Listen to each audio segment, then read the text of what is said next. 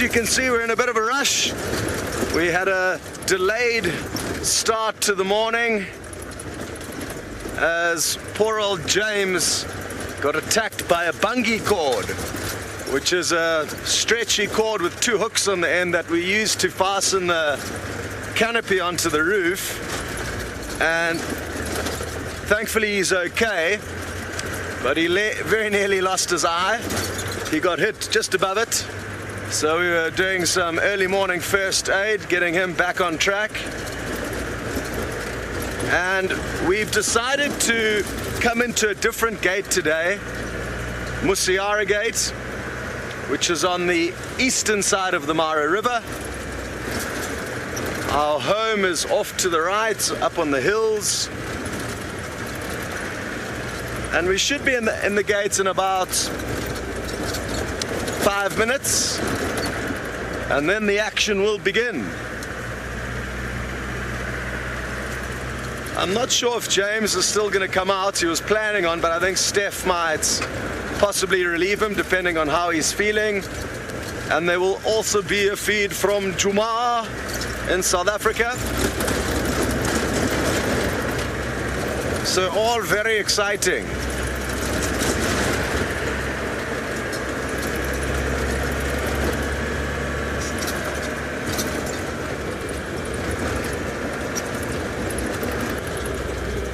And already got quite a few comments coming through expressing your sympathy for poor old James. Not a nice way to wake up in the morning, to get attacked by a bungee cord. And there was blood everywhere, so after the shock of the bungee hitting him, he wasn't sure whether it had actually affected his eye. He was all alone in the garages. He had to walk about 100 meters to find us, and he was in a bit of a mess. Okay, well, we are going to say goodbye shortly, and then you will be back with us in just a few moments. Very good. Hey? 20 seconds. No. This program features live coverage of an African safari and may include animal kills.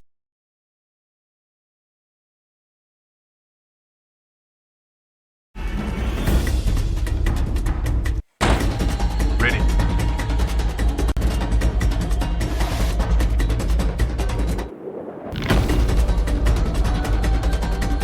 Standing by.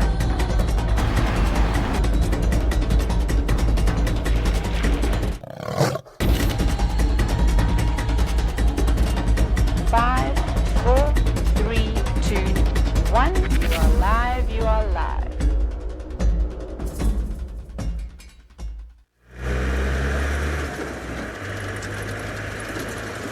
Good morning and welcome on board the Sunrise Safari. We have got 2 vehicles heading out in the Masai Mara, 1 in the Sabi Sands. We will be in the Masai Mara Reserve in the next few minutes. You may have the joy of passing through the Musiara Gate with us, and it's just around the next corner. It is a beautiful day, not a cloud in the sky, and I'm teamed up with Ferg on camera. We have got a master plan to find 5 male cheetahs that we've spoken about quite a bit, but yet to show you. So that is our goal for the morning, hence us coming around to this side of the reserve. We've crossed the Mara River just outside of the reserve. There's only 1 crossing point in the reserve, and that's far to the south. So looking forward to spending some time in a fresh spot. I've only been through this area twice. So exciting prospects. Who knows what we may find, even if we do not find those 5 male cheetah. I'm hoping to get a report from the cheetah researchers, as one of the males is collared for research purposes. So if they can just let us know roughly where they were, they get sent updates at 6 o'clock every morning, provided the weather's good, provided there's no clouds, which there are none. So it shouldn't take us long to hopefully get some intelligence on those 5 boys. They're a very formidable coalition, and take down fully grown wildebeest, which is quite an undertaking for cheetah. They are very slight, and to kind of compare it to another predator that we see hunting, lion taking down a buffalo, or 5 lion taking down a buffalo, is a very similar match to 5 cheetah taking down a wildebeest. It's risky for them. They're big animals, the wildebeest, and of course they do have horns that they will use to try and defend themselves. So I'm sure if we spend enough time with them, we'll be able to get to see some incredible action.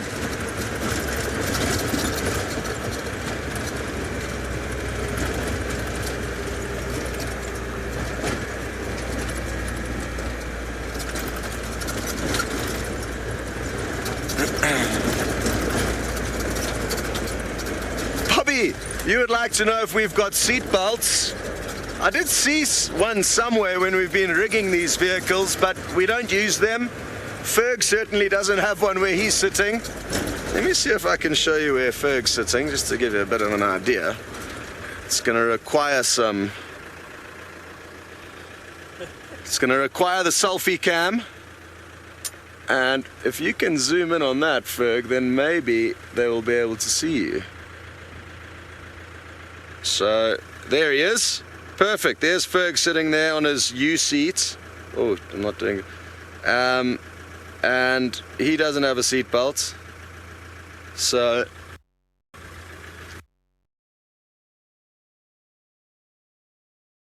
the speed we probably travel at is 40 miles an hour. And to be honest, if I added one more cable or thing to my body or list of things to do, I think I'd be tangled up in a knot. These vehicles are filled with cable and a lapel mic, so less is more regarding seatbelts on these roads. Hello to I Walk in the Rain. You would like to know if this is the typical highway that we move through in these parts. And yes, this is fairly typical. This is actually quite a good stretch of road. Some of the stretches of road in various parts of the Mara or surrounding the Mara are not very enjoyable, very bumpy, but this is quite a good stretch. We are actually in surrounding community conservancies now. So how it works is there's the Mara Triangle on the western side of the river, the Mara Reserve on the eastern side, and surrounding both the triangle and the reserve all the way around, also to the east, there are community conservancies. So not hugely dissimilar to the Sabi Sands being attached to the Kruger National Park. You get conservancies that are attached to the reserve and the Mara Triangle. However, there are no fences anywhere, and the community conservancies are allowed to graze their cattle in the community land, but it is controlled grazing. So the conservancies, it's almost ranching, you could say, where there's both livestock and wildlife existing together, and the communities benefit from lodges being built on that community land as they pay rent. So the Maasai people have quite a good income, both from rent from lodges as well as income from their own farming of livestock. Okay, now I'm sure all of you are eagerly awaiting to get further updates on James from his own mouth as to what happened and how he's feeling. So off you go to see how he's doing. Good morning. I apologize for my current appearance as I look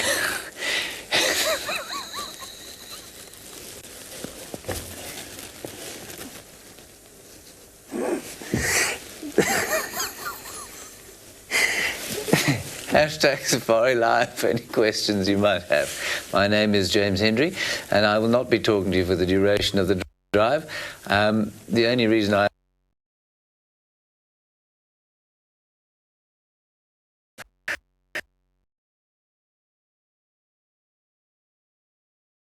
as this bandage might suggest it is, this is Kirsten's idea of bandaging.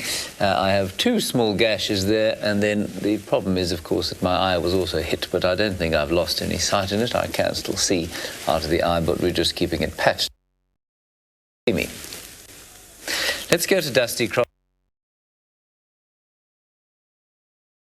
at Dusty Crossing, where not much is crossing, but the birds still seem to be having a good fun swim as they were doing yesterday evening. And remember, you can ask any questions, send any comments that you'd like to. Our level best to answer them in a fashion that is both serious and entertaining at the same time. And can we go to Main South, perhaps? Is that possible? Let me just zoom out there, see what's going on. Now, yesterday we were asked quite a lot about whether or not animals cross the rivers at night. And we've certainly yet to see evidence of it. But as Scott said, maybe during a full moon night. I am leaning towards thinking, because as soon as the sun comes up, you know, these cameras turn on and we see what is happening.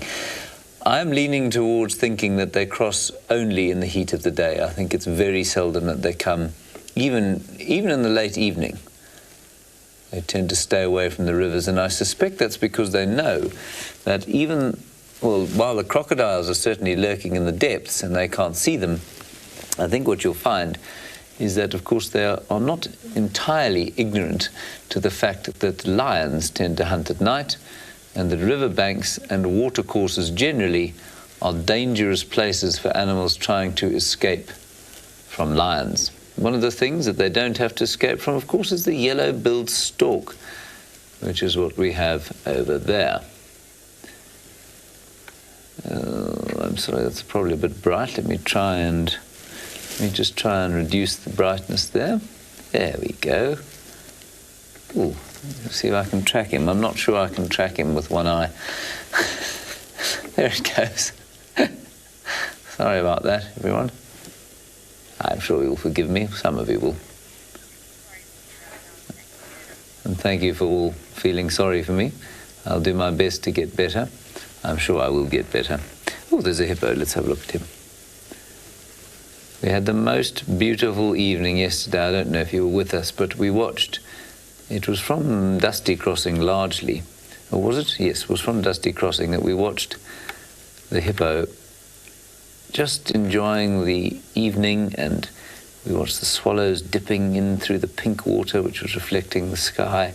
It was very gorgeous. This chap might in fact be a rock. Yes, not a hippopotamus, but a rock. Fantastic. I'm obviously going to need my other eye to see the difference between rocks and hippos. Hello, Kylie. You say, do I need stitches? I hope not. I don't think so. No, I mean, there was a little bit of blood. Well, you know, if you nick the skin on your forehead, you find that it bleeds as though you've been shot, which, of course, I certainly wasn't. And once Scott had cleaned the wound and Fergus had sort of given some encouragement and had a bit of a giggle, and Kirsten had plumped pillows all around, it was revealed that the injury to the forehead is not as severe as obviously the blood would indicate. That is somebody on Game Drive. Very entertaining. Don't know who they are. Hope they've got a first aid kit with them. Maria, you're wondering if the camera streams here are like the dam cams at Djuma. I think they are very similar. They're probably a slightly more sophisticated version, because I think they need to send quite a lot more data quite along the distance. I don't know the specs exactly, but certainly the picture looks roughly the same. I don't know which camera is working at Djuma at the moment. Remember the one that sits above the pan as opposed to the one that sits above the dam. The really good one we had that went on the blink, went on the fritz until I left. It was like that one. So all high definition. Those are spur-winged lapwings, and they're looking for aquatic invertebrates, snails, and the like.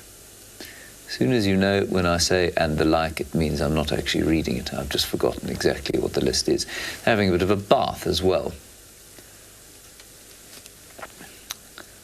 I think these are rather special birds, and I'm looking forward to the day that I actually see the spur that they have. It's like a claw that sits on the elbow joint of their little wings.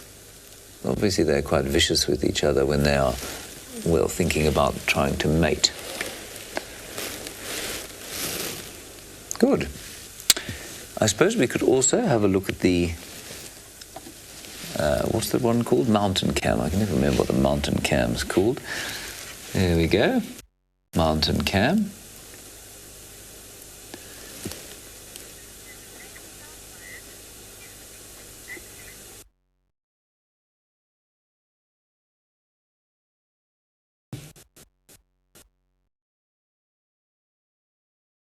Yes, we do. Well, there is I'm not sure if he's a doctor.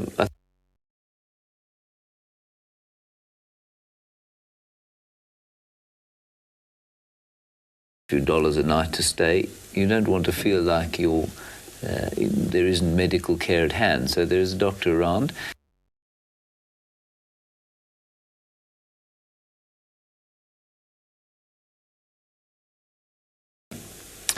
And then if there was a big problem, and then if there was an even bigger problem, we'd fly back to Japan.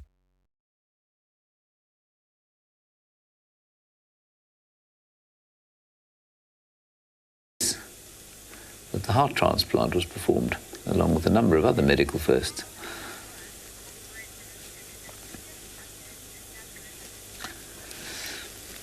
Laura Moore, what a wonderful question that you've asked. I've clearly told me to repeat it.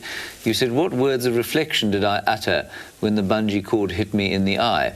Well, the first one began with an F, and then the second utterance was my eye. So you can put that together. And then I very strangely remained quite remarkably calm. I was quite pleased with myself. I bent over double, lay on the floor for a while, decided that I could definitely see out of my left eye, so that was all right. It was still quite dark at the time. And then I stood up, but I had to sit down again because, of course, then the adrenaline kicks in and you feel nauseous and it's very unpleasant. But now I feel fine, but for a little bit of a throbbing pain above my right eye. And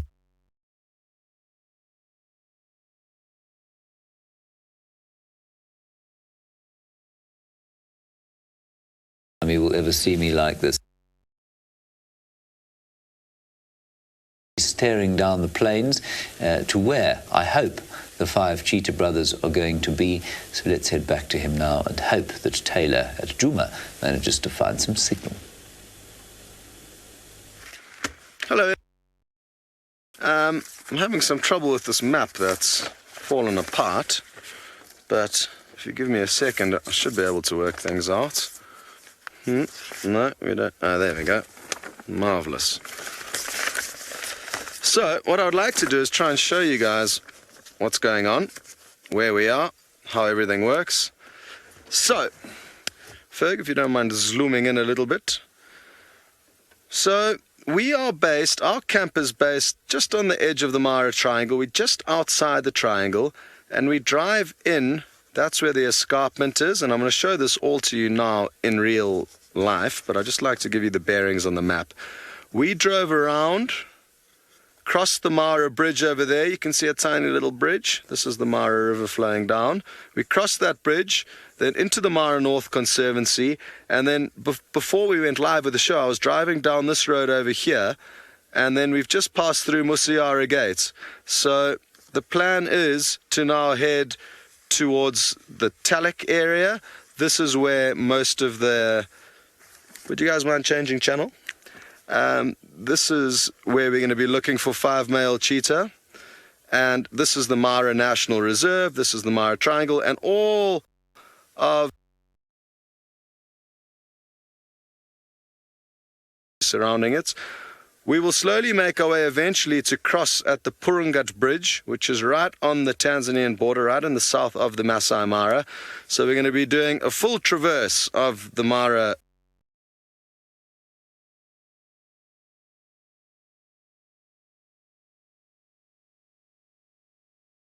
Show you how it all looks from here.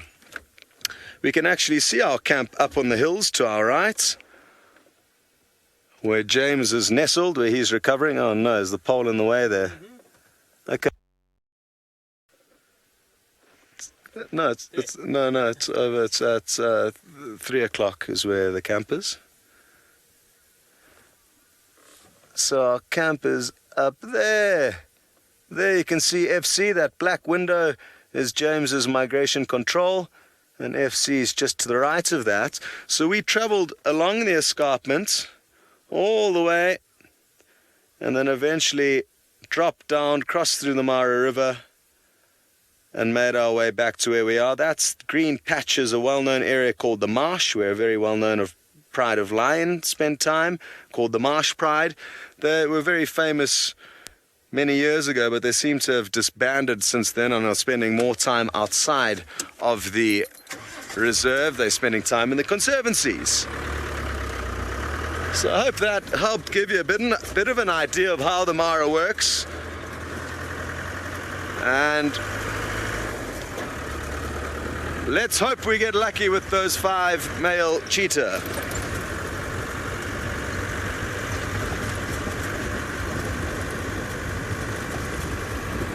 Hello to Mason. You would like to know if there are any snakes or reptiles in the Mara. Yes, there most certainly are. There are many different types of snakes, lizards, and one of the ultimate reptiles, the Nile crocodile, of which there are some absolute monsters. They spend most of their time in the Mara River, but there are a few monsters that live in the smaller rivers, like the Talek River that feeds into the Mara River. There's also a whole bunch of different lizards, chameleons, geckos, agamas. Snake-wise, I know for a fact that there are big pythons that occur here. One ate a hyena not too long ago. How's that for a story? As well as the only snakes I've seen is a brown house snake that Brent found just outside Final Control. I've saw a black spitting cobra, quite a sinister looking cobra, very big and bulky, pitch black, kind of a shiny black coloration. So yes, there certainly are a whole bunch, and I'll do my best to try and find you some. For the agamas, the lizards, we would need to try and find some rocky outcrops. That's where they like to spend time. And snakes, it's just absolute luck finding them. It can be quite tricky actually to find snakes, which frustrates me because I love seeing them. But it's a good lesson to be learned. Of all the hours we spend out looking at animals, we very seldomly get to show you snakes. And the reason why I say there's a lesson to be learned here is because they avoid us at all costs. When they hear vehicles coming, they slither off. It's only when we ambush them as humans, when we surprise them, even if they may also surprise us simultaneously by being in our home or somewhere where you're not expecting them. But it's only in those situations where you can really expect snakes to give us a hard time, when they're feeling cornered or trapped, or you're trying to catch or kill them. Failing that, they tend to avoid us, which is a pity, because it would be lovely to spend time with them. Imagine being able to follow a snake on its daily missions the same way we do with the lion and the leopard and the cheetah. It would provide us with some seriously interesting insight into their lives, what they get up to, how they hunt, what they hunt.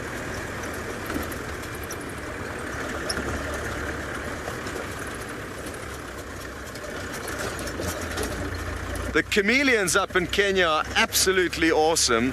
South Africa doesn't have a huge variety of chameleons compared to East Africa. There's a whole bunch of really cool ones. Here we could expect to find the Jackson's 3-horned chameleon, which is like a cross between a triceratops and a chameleon. It's got these incredible bony horns. Well, they wouldn't be bony horns, there'd be maybe bone inside, but I'm guessing it's mainly keratin horns. But they look like triceratops. Then you get the von Honnold's chameleon, which has got a large disc on the top of its head. Not very different to the Diplodocus. So quite a few dinosaur-like chameleons moving through Kenya. We have been searching around camp but haven't seen any, and it could be because it's winter. They tend to hide out in the winter months and will be more active in summer, and the same applies to the flap-necked chameleons down at Djuma in South Africa. But I have noticed that I think Taylor had quite a good run. She had found quite a few the other night, even though it's winter. But they're definitely not as abundant in the colder months. Okay, well, we're going to continue making our way as quickly as we can into the area where these 5 male cheetahs have been lurking for the last few weeks. And while we do that, you are going to be transported to a river cam. Hello everybody again. I'm sorry, there is a problem with this camera. It is zooming and unzooming of its own accord. What we're looking at there is the 3-banded plover. Little just feeding in that little, what we might term, it's not really an intertidal zone, but a kind of shoreline. And all areas, which probably means that it has one of the most varied diets, probably not much of a specialist. And the generalists almost always tend to do better than the specialists out here. Interesting, side by side, often with much larger lapwing species, which used to be called plovers, of course, but now they're lapwings. And their diets are not profoundly different. But clearly they are different enough for the trophic niche, I quite like to use that word, trophic niche, for the trophic niche of each of them to be wide enough such they don't overlap sufficiently for there to be any need for them to move away from each other. Anyway, that's the story with the spur-winged lapwing and the 3-banded plover. We have something else there. John, you ask a very good question. You say, what is the difference between a reserve and a conservancy? Anything that's particularly interesting, but a conservancy out here is important because it is normally community owned. It's not national land, so it's owned by the community, whereas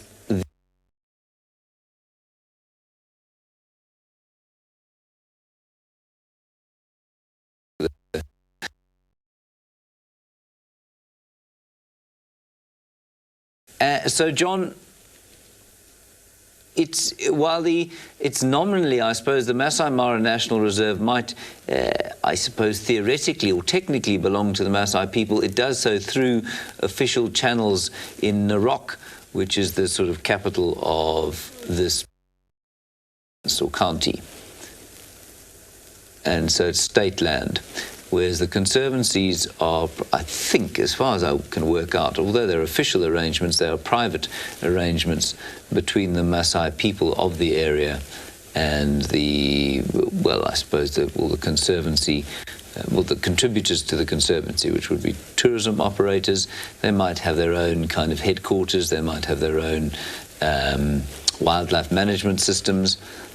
I think largely they run them together, but they could. So basically, in a nutshell, I'm waffling away here, is that one is community-owned land and one is nationally owned land.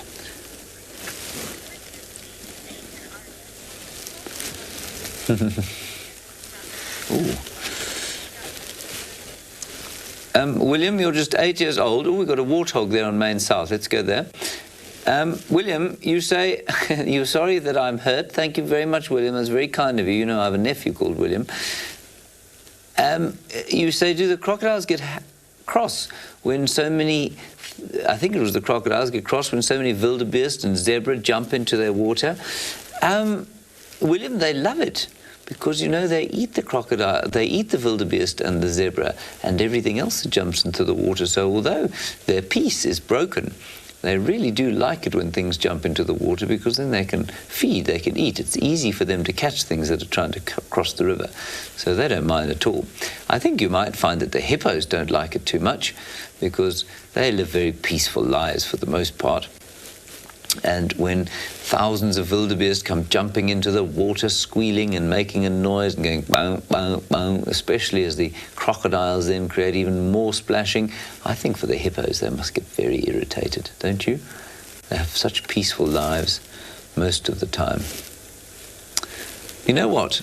That is a hippo. It's not a rock. I was correct. It's got a head. See that? There we go, that's what I confused for a rock earlier on. Glad to see my eye is not quite as bad as I thought it was. There we are. Yeah, not much else going on at the crossings at the moment. I'll just quickly brighten that up a little bit and see if there isn't anything there. No. Okay, let's have a look from the mountain cam now. We can see the zebra that have very kindly come down off the hill. They've wandered down the hill, and they were up in the hills around the camp. You have no idea how terrifying it is walking out of your tent at night to, well, you know, have your evening constitutional, and there you find a herd of zebra. It is wonderful and terrifying at the same time, because, in the bleariness of sleep, it's difficult to know what's out there. It could be anything, really. But they've come down onto the plains now to graze, because the safety of the daytime has arrived. They know the Ngama Pride's around here somewhere, but they're not sure where. Right, Scott Dyson has now found my very favourite Mara antelope. So this is certainly one of the largest groups of topies I have seen, and they're doing quite a good job performing for us. A lot of them are coming running straight down the barrel towards us. And if Ferg, you just zoom to the right a little bit, or pan to the right, you'll see what I mean, that there's quite a few of them here. Lots in the background. All running around with a bit of a spring in their step, I guess because there's so many of them together that they are kind of inciting a little bit of excitement. The males are possibly all jostling with one another. The youngsters are playing with one another. So a very pleasant scene, and I just thought we'd stop here and share this with you, and also take a moment to scan around with my binoculars. You can see for so far from one place here that it makes sense to just stop and have a scan every now and then to see that there's nothing lying in the grass. Beautiful. A few other safari vehicles out and about searching for game, which is useful for us, because if people start finding animals, the word spreads and we can all share sightings. What I'm hoping to also show you across this side of the river are some hyena. There's large populations of hyena that I've noticed on this side of the river. In the short time that I have spent across here, I've been astounded by the amounts of hyenas moving about, so that is something we could expect to see. But for now, we just have topies streaming towards us. One animal that we have still yet to capture crossing the Mara River, yet we will at some point.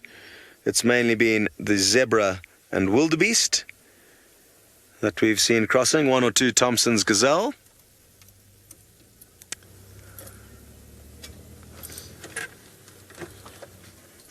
Very good.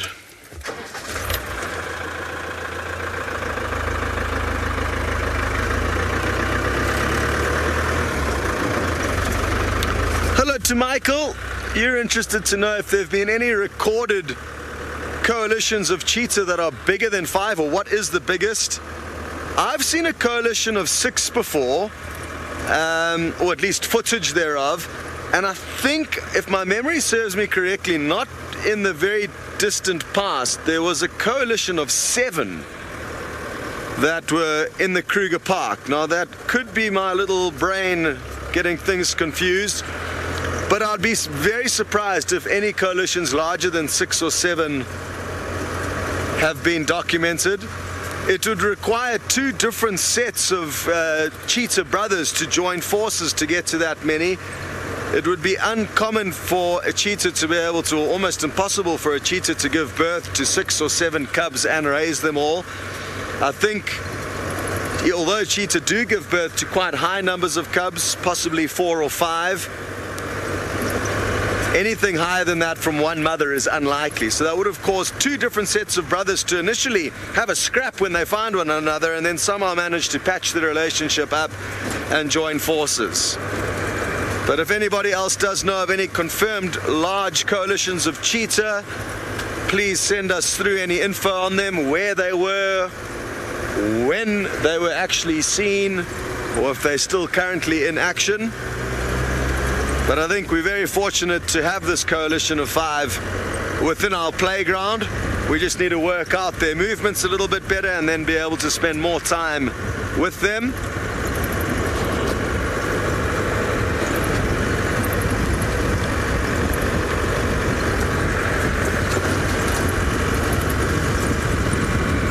Hello to Kobe, who's just 15 years old.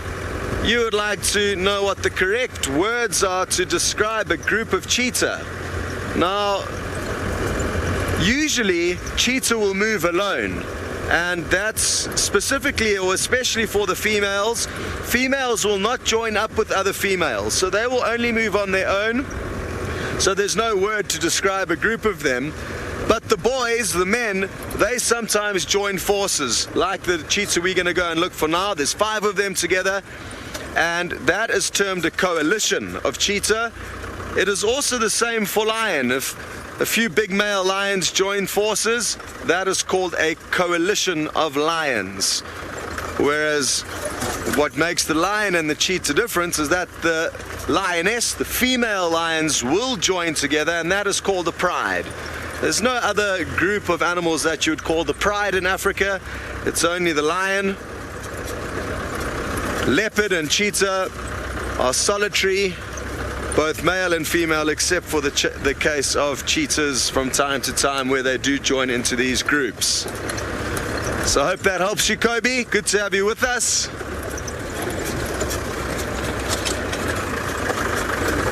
There's a small little forest just up ahead of us, and there you can see it. It brings back cold, uneventful and unexciting memories from my first full night out in the Mara, where we spent it with 4 young male lions.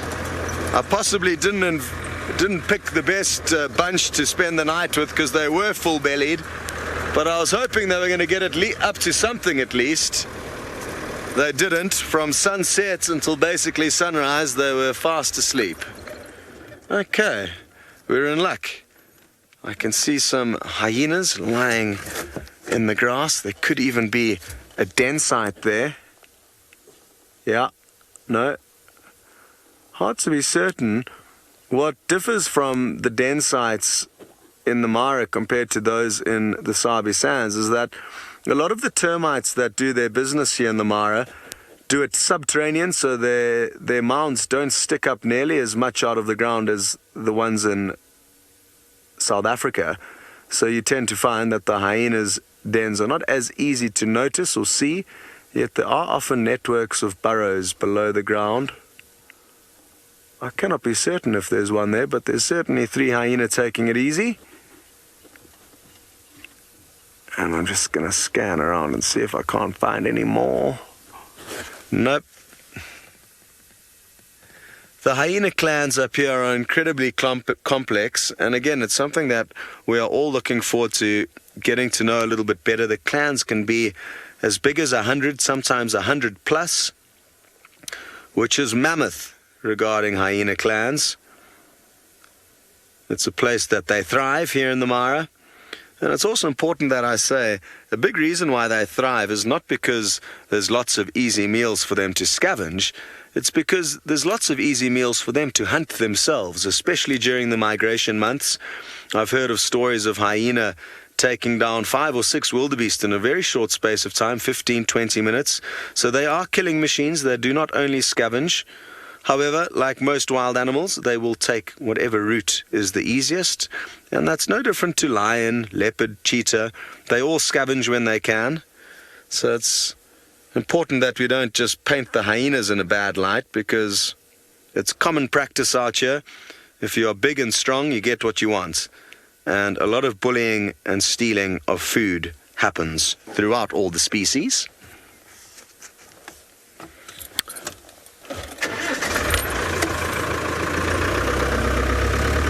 All right.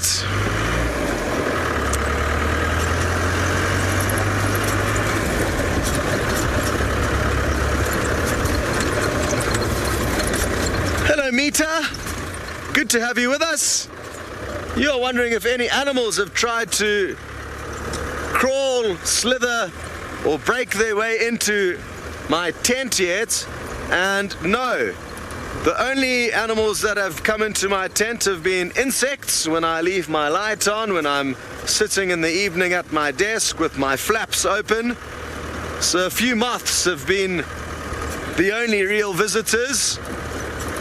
However, I'm sure it won't take long for us to find some more interesting creatures moving through our tents. But to be honest, most of the time the animals are not interested in coming close to us, and they tend to want to do their own thing and not bother us, which is good. That doesn't look like a good place to cross. So I shall go back and search for a better road. But animals that we do have moving through camp, we have a lot of zebra that move through camp. Sometimes they come galloping through, which is quite exciting. There have been 1 or 2 hyenas seen coming through camp. VM said he saw a civet, which is kind of like an African raccoon, and he said it was the size of a leopard one night. So there are a few critters, but our camp is new. It's just been built, so I think a lot of the animals are still getting used to the new kids on the block, and maybe once they have got a little bit more used to our camp, they may be a little bit more comfortable moving through it. Have you had any visitors, Ferg? Not yet? No, zebras and mosquitoes. Zebras and mosquitoes for Ferg.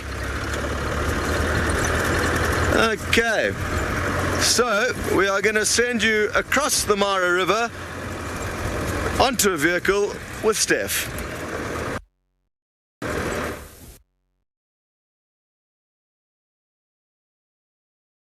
Thanks to everybody here in Kenya today.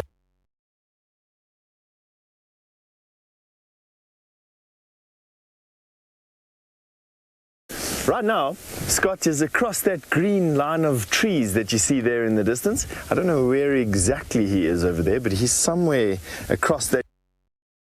We are going to be going right through all the herds of animals that you see now. We're going to be going to the other side of that hill. You keep on coming right, keep on coming right. We're going to follow that line of river, that forest that you're seeing over there.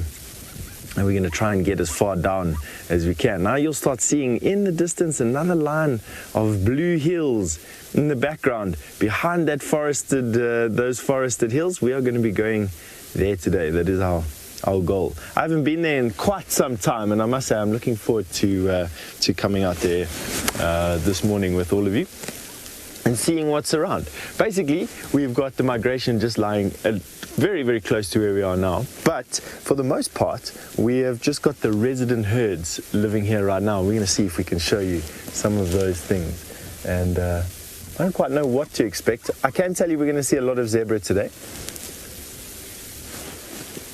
Now, Natalie, you wanted to know if the land has been cleared or if what you're looking at is natural. Natalie, it's a little bit of, well, unnatural, I suppose, if you wanted to know. It's a little bit of both, Natalie. To be honest, it's naturally supposed to look like this. It's supposed to look a little bit thicker with the bushes and trees. But because people have been part of this environment for hundreds, if not thousands, if not hundreds of thousands of years, they have terraformed this area through the use of fire, through the use of cattle, and basically these areas go through periods where they are thickly bushed, where there are grasslands, and back to thickly bushed again. And it just depends on really the time of year, where the people have been, where cattle have been, where animals have moved to, where there's been rain, where there hasn't been rain. And generally speaking, an equilibrium of sorts. There's no such thing as a balance out here in Africa, of course. Everything is in a constant state of movement between one thing and another. And here we have come out of a very thickly forested area, or era, I should say, into a more plains-like era. And who knows what's going to happen in the next couple of years. Very difficult to judge these things, you know. Everything here is tied towards rainfall, and people basically, and who knows what type of effect rainfall and people are going to have on this particular reserve over the next 2, 3, 5, 10, 50, 100 years from now. Things might look very different to what they are now. What I can tell you though is that the view is spectacular from where we are at the moment, and these grass plains with the single trees growing on them with a slight sort of undulating terrain that we get here get you some of the most fantastic shots that you can. So between myself and Senzo, who is my cameraman today, and please excuse me for not introducing him right off the bat, and we're going to see if we can get you some nice screenshots to put on your desktop today or on your phone. Just remind you of what you're missing out on over here, or actually what you've been part of, not missing out on, albeit through your screen. All right.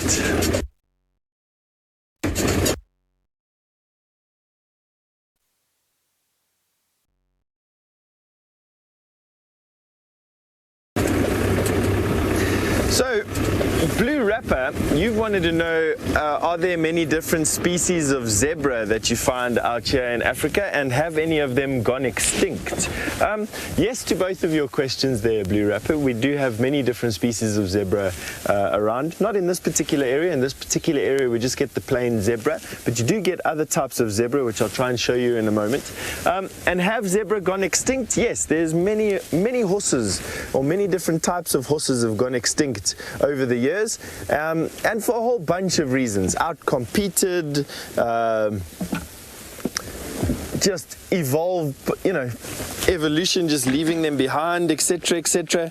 Let me show you here where we are now.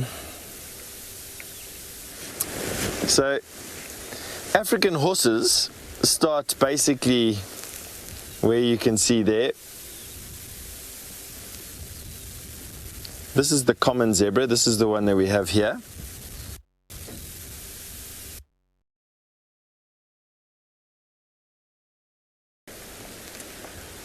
That there have been many different kinds. One of the most common of the extinct horses is this one here, the quagga, as it's called. And that was made extinct just in South Africa a couple of years ago, in actual fact. Hunting pressure. So zebra, and there's a couple of different subspecies of mountain zebra. I can change the page here again.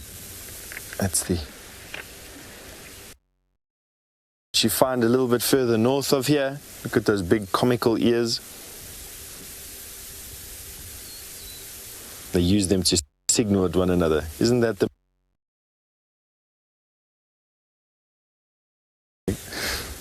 And that was that for the zebras. So you got your mountain zebras, you got your gravy zebras, your common zebras, and of course the quagga that they've gone extinct with. I'll put my books back in my library over here while we go about it.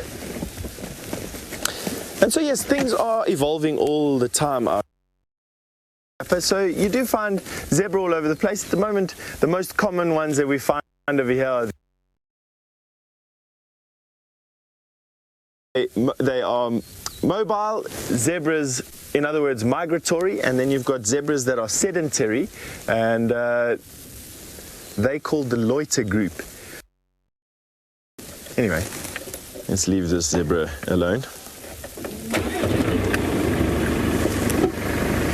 And I see there are some buffalo in the valley in front of us. Let's go and have a look at what they've been up to. I think the buffalo at the moment are around about there in the trees. A buffalo in this area are hunted by lion, but not as much as what the lions hunt smaller prey like these zebra and the wildebeest and topi. That is the lion's prey. That is what they're supremely designed to catch, and they generally speaking leave buffalo alone here. It's not that they don't eat buffalo. I'm sure if they got a chance and manage to hook a claw into one, they'll give it a good go. For the most part, they tend to hunt the other animals, zebra and wildebeest mostly. Waterbuck, topi.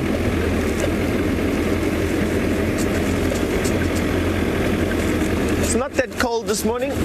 I have got my jacket on because it was a bit chilly when I woke up this morning, but now I could quite easily take my jacket off, and I've got short sleeves and shorts on. Oh, my earpieces come undone. Kirsty, was there a message there for me? Comms test, all good?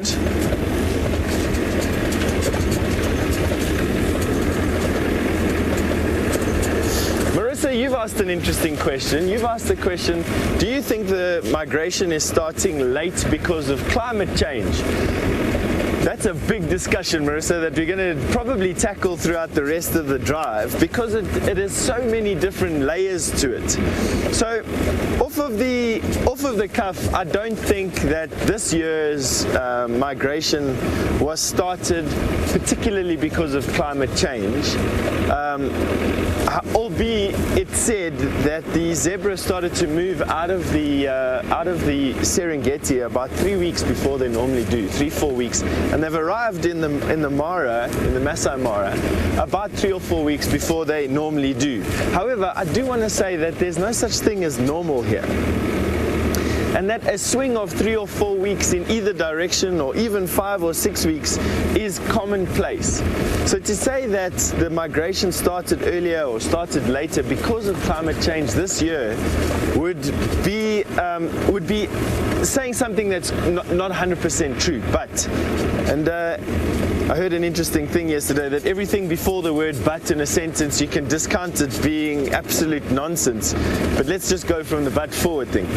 Is there such a thing as climate change? Is it affecting weather patterns across the planet? Will it affect this migration and the growth of grass, etc., etc.? Absolutely. There's no doubt in my mind that the climate is changing. There's no doubt in my mind that that'll have an effect on the grass cover, and that will then in turn have an effect on the animals and how they use that grass cover throughout the seasons. So that's why I say that there's yes in both accounts there. Do I attribute climate change to people? I think I can attribute the accelerated climate change to people, and therefore the effect that it's having on natural environments, ability to evolve with it. I can attribute that to people, and whether it's negative or not, I suppose, is where the debate is going to come in. I mean, to give you an example, in some areas in the world, mudslides or volcanoes create far more damage in a short space of time locally, and can have quite a massive effect on local and global climate. Are people part of the natural system out here? Yes, absolutely. People are absolutely part of the natural environment out here, and to discount people as part of that natural environment would be a fault. We finally reached the buffalo, and so what I'm going to do is carry on with that discussion when next you come to us. But have a look at these buffalo, and for as long as what I suppose Kirsty's happy with it, and once you're done looking at these buffalo, we'll send you over to Scott.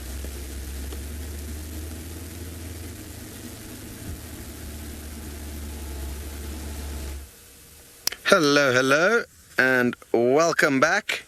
We have found a very large flock of ostriches.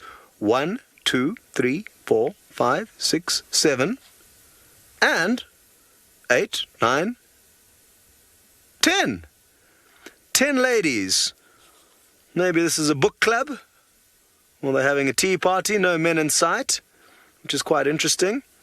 You usually see males lurking around the flocks, even though they don't have set flocks. I guess they just like to spend time with the ladies. Now, the thought of these 10 ostriches laying eggs and hatching out possibly the cutest little birds on earth, some baby ostriches, something that I am looking forward to. I haven't worked in areas with many ostriches. Where I was up in northern Kenya before I returned to safariLIVE, I did see my first baby ostriches. There's decent ostrich populations up there. Interestingly, a different ostrich to this, the Somali ostrich, which has blue legs. especially the males. The females look fairly similar to this, but they certainly do have a bluer tinge to their legs and neck. So you get two different subspecies of ostrich. But really looking forward to seeing some youngsters, also to find some nests to show you their gigantic eggs, which I'm told on average about 16 chicken eggs go into one ostrich egg, to give you an idea of their size. Very good. We are just making our way up onto an area called the Ridge. Let me actually show you where we are. Hello, John. You're wondering if, well, imagining what it would be like to see ostriches flying. And yes, that would be an incredible thing to see. And you asked if they ever did fly. I'm sure many years ago, until they evolved into the ground-dwelling beasts that they are, that they did once fly. How many thousands of years ago did that change? I'm not too sure. Sorry, as you've realized, I'm getting blitzed by the sun here. Thanks, Ferg. Ferg's becoming a human umbrella, trying to block it out. So yes, I'm sure at one point in their evolutionary phases they were flying beasts, and that would have been a serious thing to see a bird of that size flying overhead. For now, though, we do have a relative of the heaviest flying bird that roams through these plains called the Corrie bustard. Oh, sorry, I forgot I was going to show you on the map where we were.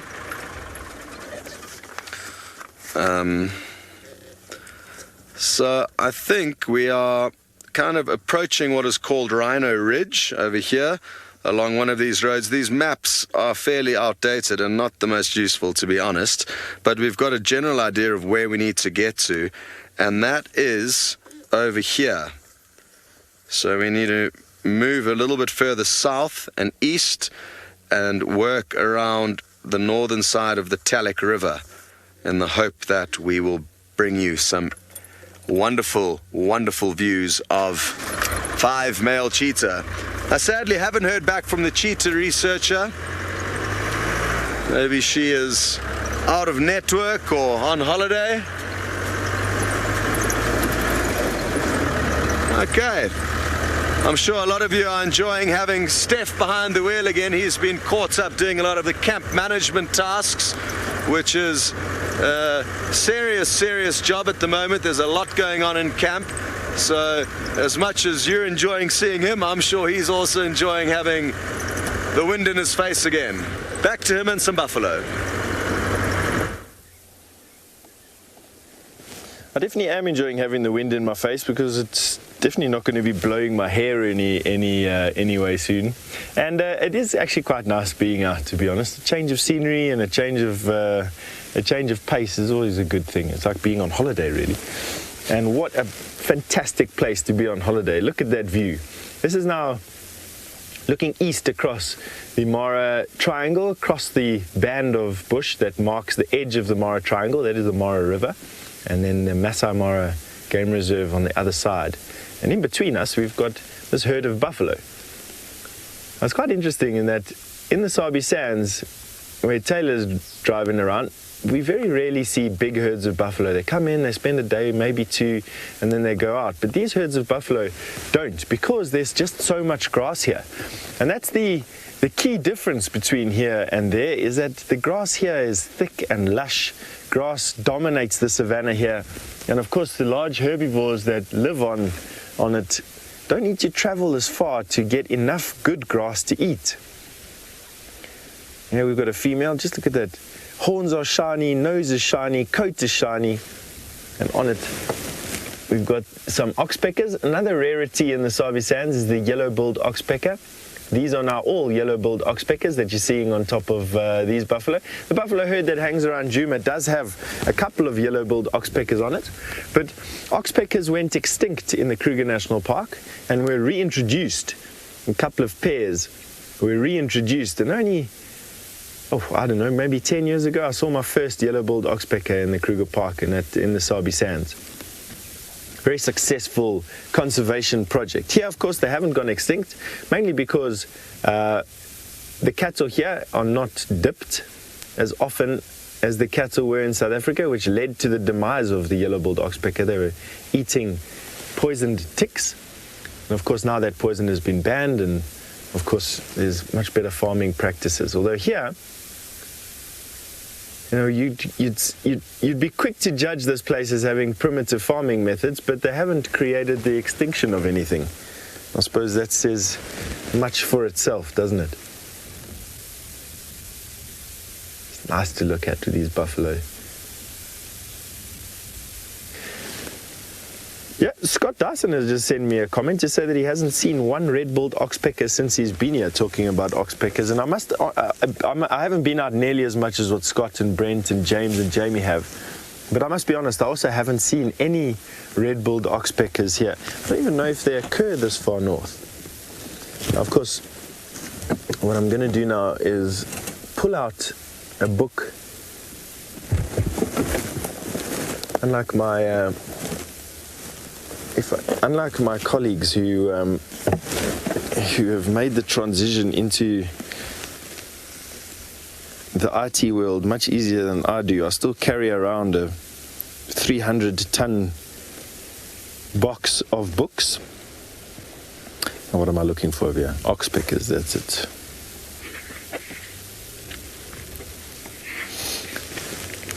These buffalo moving about. These buffalo will move basically just one in front of the other, trying to look for the best food and push each other into an area like that every day. And so basically they'll just move based on how hungry they are. And then at night time, if they are harassed by lions, they'll move a little bit. Unlike in the Sabi Sands, where the lions basically harass the buffalo from one pride territory to another, forcing these buffalo to sometimes gallop for kilometers. All right, I have found that there are red-billed oxpeckers here. So here we go.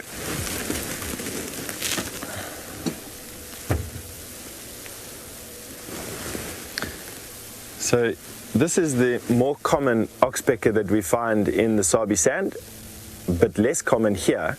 Apparently they are frequented or frequently seen on hippos, which will be interesting to see. So here we don't have red-billed oxpeckers on giraffe or zebra or wildebeest. We have them on hippo, and I'm going to keep my eye open for that.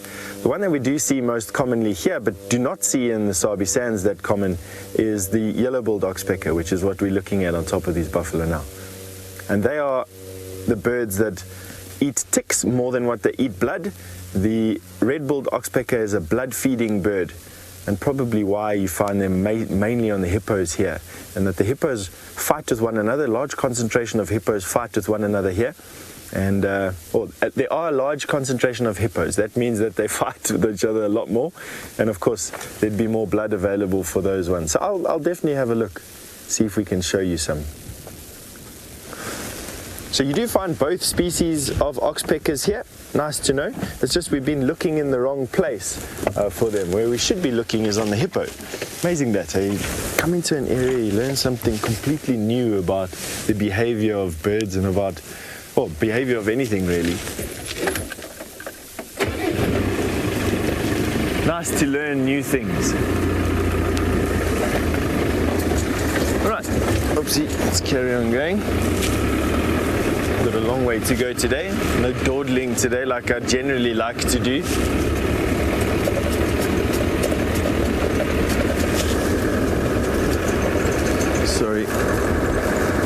Sorry Kirsty, my earpiece fell out again.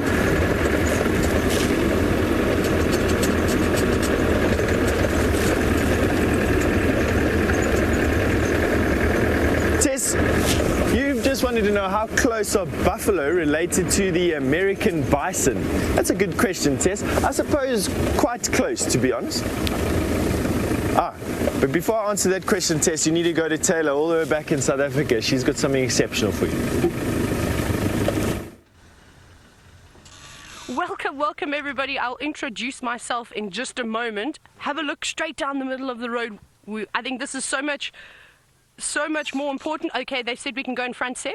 Okay. Let's go in front. Right, I'll do the introduction. Right, morning everybody. Gremlins have been attacking us hard. My name is Taylor, and on camera with me is Sebastian. Morning, thank you guys. What a what a great start to the morning. We've got wild dogs, 3 wild dogs by the looks of it. And I'm so happy because everybody has been so wonderful with us. Because obviously they know that we haven't really been seeing much. They've just said that we can come straight into the sighting. So thank you to the Arathusa guides and the Chitwa guides for allowing us to come in for this. Woohoo! Even that wild dog was like, oh no, that crazy blonde girl's back. She's found us. How exciting is this? I don't know which wild dogs it is just yet. I've literally only just got a moment to see them. I'm going to try and get in front of them. I just want to see. We're going to try and get in front of them. Because these dogs are going to move quite quickly, and I think if we can get in front of them instead of following them the whole time, it'll be easier. Ah, go Wendy, turn! No, not happening. Right. And seems as though Wendy, of course, you know, is the tank and she doesn't move very quickly. But how cool is this? Oh, it looks like they're also going off-road now, isn't it? Trying to figure out what these dogs are doing.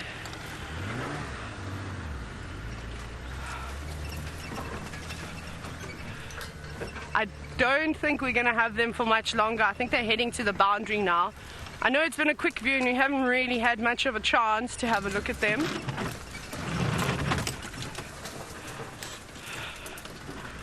We're going to Lutu South. I'm just listening. Trying to figure out which is going to be the best way. See, everyone's going off-road now. Right, how exciting is this? Obviously, as you know, wild dogs make you run around quite a bit. I don't even know if I can drive here. Sounds like they're chasing waterback. I'm listening to the radio as we're driving along.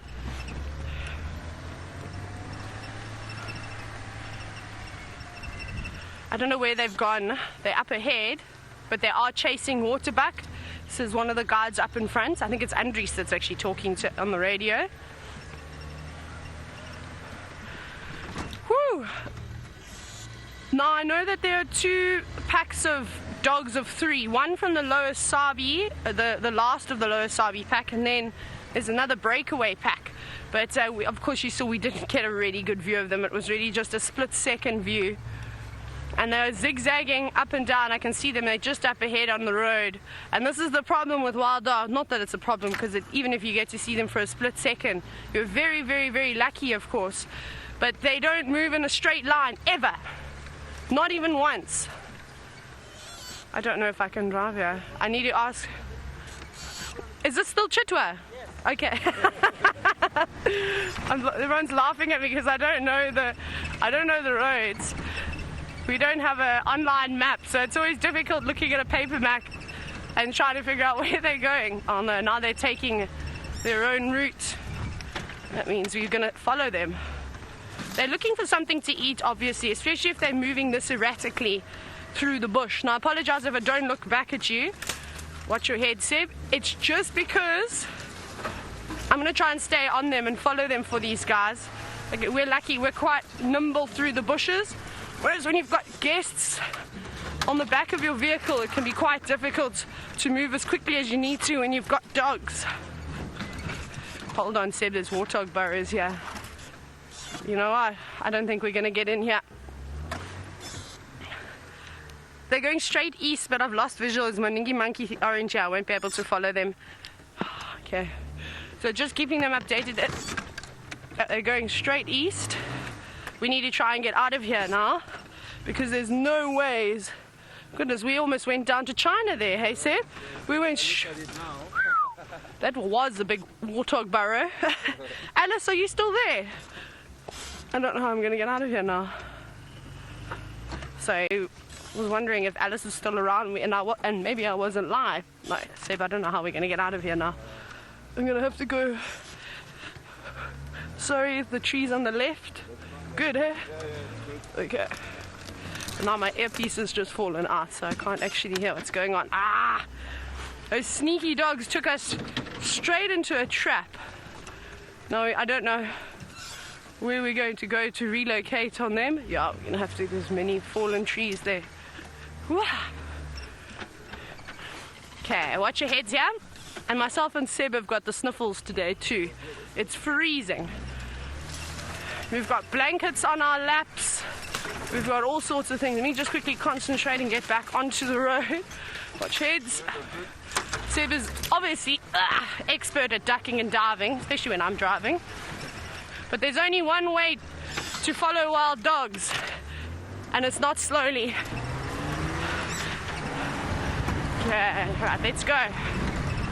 Come on, Wendy. Yeah, Rusty was giving us signal problems this morning, so we had to change over to the trusty rust bucket. This is the fun part. Whee! Try and duck through there. And go all the way down this way. They're going straight east, so I don't actually know where they're going to pop out. Hopefully we'll be able to jump onto a road that goes to our left.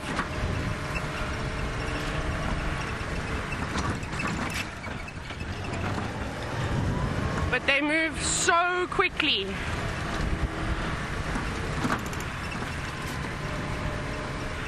Right, okay, here we go. No, Wendy, turn! The tank. I think we should rename her to Thomas the Tank Engine. I reckon that's a more suited name. Wendy the Tank. Okay, I'm looking for cars. I'm looking for flashes of white from the dogs. But I think, oh, little bumps here. We're gonna keep going. But if any of you do know which pack of dogs it is, here's, I see a vehicle. Welcome to let us know, #SafariLIVE. Perhaps you managed to grab the quickest screenshot in world history of SafariLIVE. Are they coming here by the sounds of it? Let's pull off. I'm gonna go up a little bit further. So they're obviously trying to flush out prey from impala to many different things. There they are. To duiker, to steenbok. You see, they go on the move, and they've got such amazing stamina that they can keep it up for quite a long time. They do look like they have a bit of blood on their paws, though, and they've got round bellies, so I wonder if they haven't already caught something. See those big bellies? Sure, they're quick. Here comes the other one, Seb. Oh, you got it.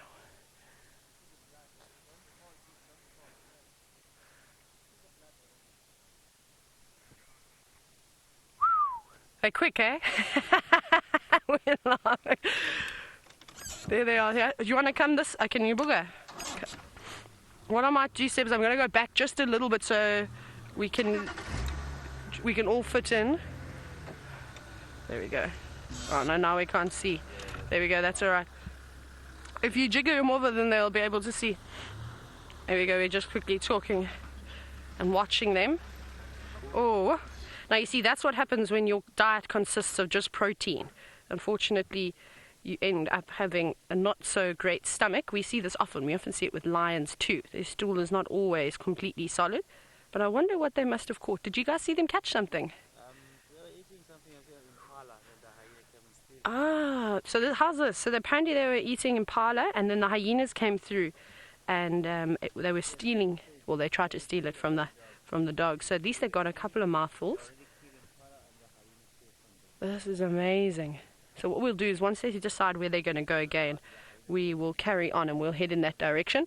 We're obviously all just cramped up on top of each other because we want to get the best view. And at the moment, the way that we're parked is the best view for all of us in the sighting. But how amazing is this? I didn't think I was going to wake up and see wild dogs today. I had that feeling the other day. Okay, so apparently you guys are saying that it is the Lower Sabi breakaway pack.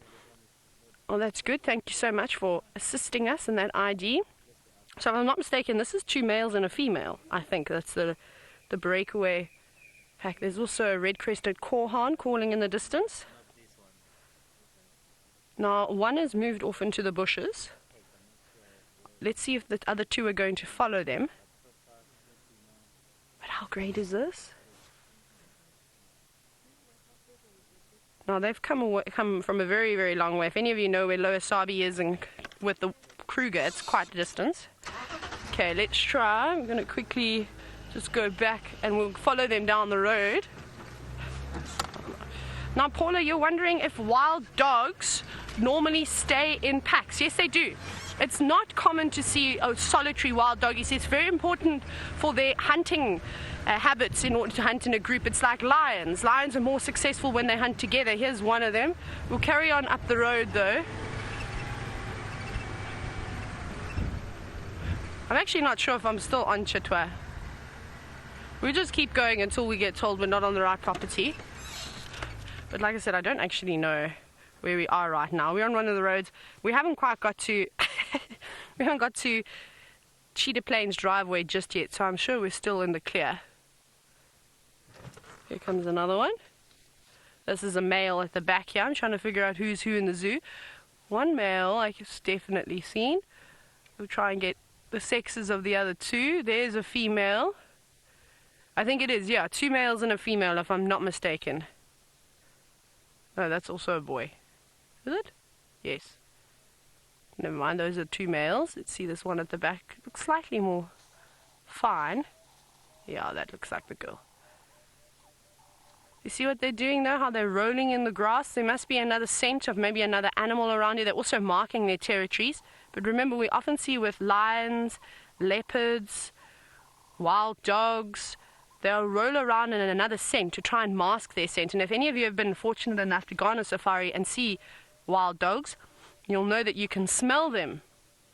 And it's often what, other than seeing a flash of white or having antelope alarming quite hectically, is you'll smell them. They leave their scent everywhere. It's a sweet, stinky, blue cheese, dirty sock smell. It's not particularly pleasant at all. And off they go again through the thicket. You see, we're not going to be able to follow them through there. It gets so dense. And now we've got to try and figure out which direction they're going to go. Let's watch them because, like I said, they're zigzagging.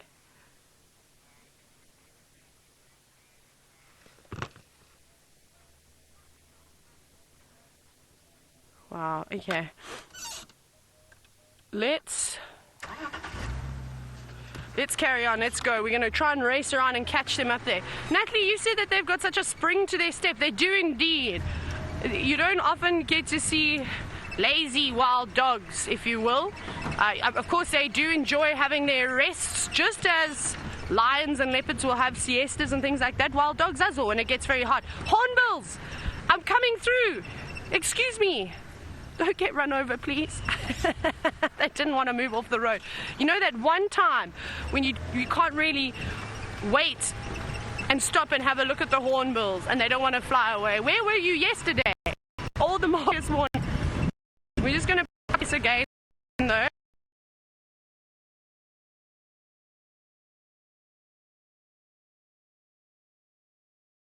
Slightly more. Oh, yes.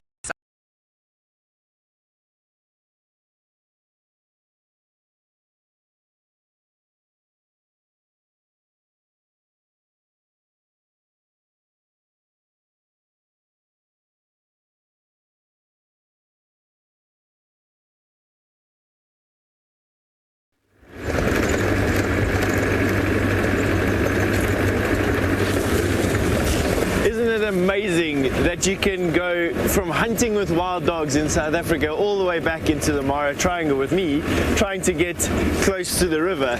Now, Taylor did have a few gremlins. That's what happens every now and again when we do chase, especially things like wild dogs through that thick bush in Djuma. I hope you'll forgive us, and as soon as Taylor finds some signal again, we'll get you back to her and that lovely wild dog chase that you were. Isn't that interesting? Wild dogs this time of the year at Djuma, always special to see. Now we are coming up to the river, and this particular area, there's some rangers, those who keep all our animals safe. These guys here, they're part of the park's administrative team, and it includes a whole range of people, but importantly it includes a bunch of park rangers who are specially trained to make sure that, you know, rules are adhered to and that this place stays as pristine as what it is. They do a really, really valuable, really important job. Now, this particular area is a swampy area. It doesn't look like it's swampy because it's a bit dry now, and so the grass is all brown. but it does hold an amazing amount of animals, amazing array, but also volume of animals as well. Now see, what we're coming up to now is another herd of buffalo. It's quite rare to see two herds of buffalo in such a short space of time. And what might happen, or what might be, is that the herd was either split last night by some lions, which quite often happens. It takes a day or two to get back together again. Or it's a completely different herd just in this proximity, which is rare because buffalo will tend to move away from one another, herds-wise at least anyway, so that they don't compete for the same grass. This is also a fairly sizable herd.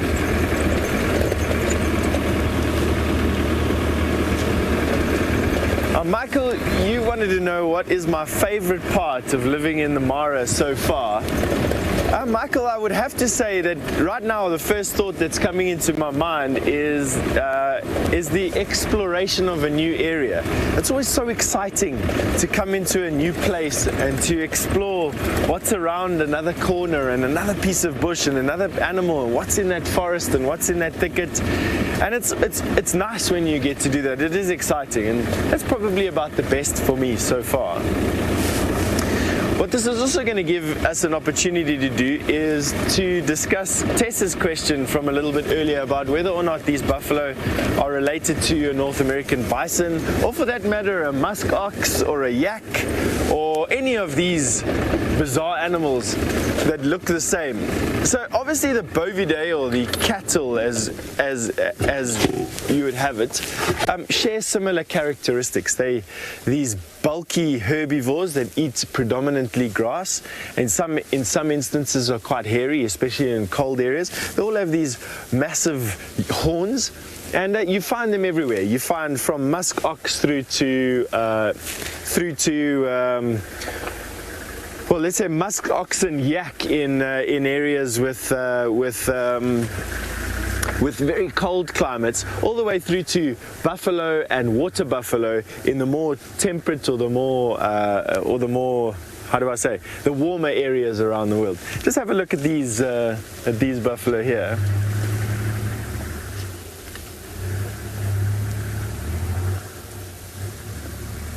They're coming out of the forest.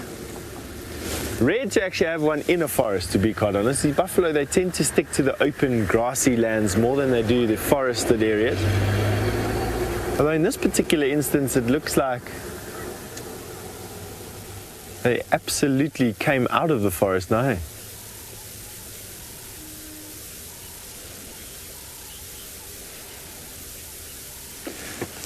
Now, Tiny in the USA, you've just wanted to know if these buffalo are slightly different to the ones that we see at Djuma, because their horns are slightly different.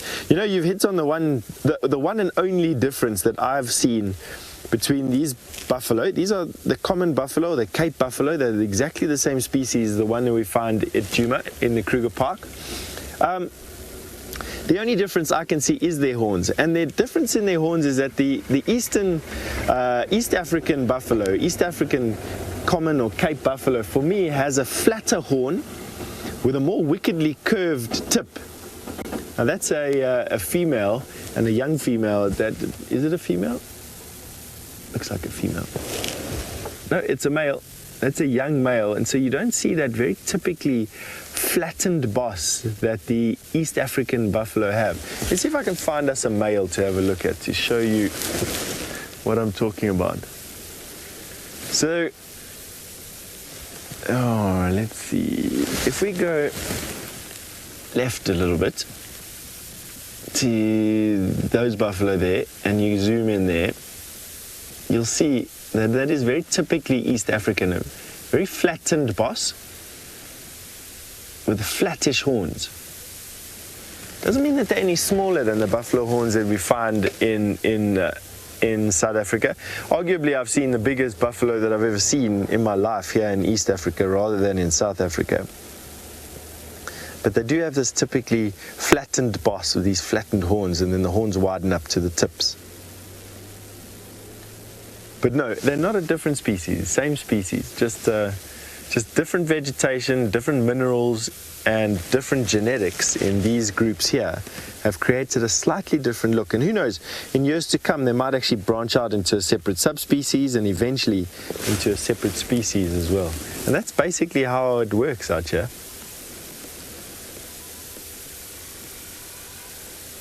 Now, these buffalo, they're not as calm around vehicles and people as what the buffalo in the Kruger National Park are, and I don't actually know why. I would assume that it's because buffalo and cattle are in competition for the same resource, and that people out here harass buffalo herds to leave pastures, and so they are a little bit less tolerant of vehicles and absolutely less tolerant of people on foot. The buffalo here, in particular the bull, the single bull buffaloes here, are they just give you the feeling that they want to chase you. Not that the ones in what's happening over here? We've got buffalo running on our left-hand side.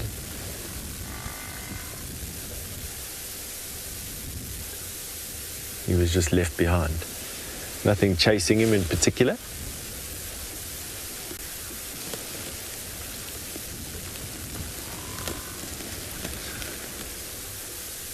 All right, I think this will be a good time now to move on, and Scott's managed to find you something quite cool on the other side of the river. So we've got lucky, not with the cheetah, but with a large pride of lion. This is the first one we've decided to show you.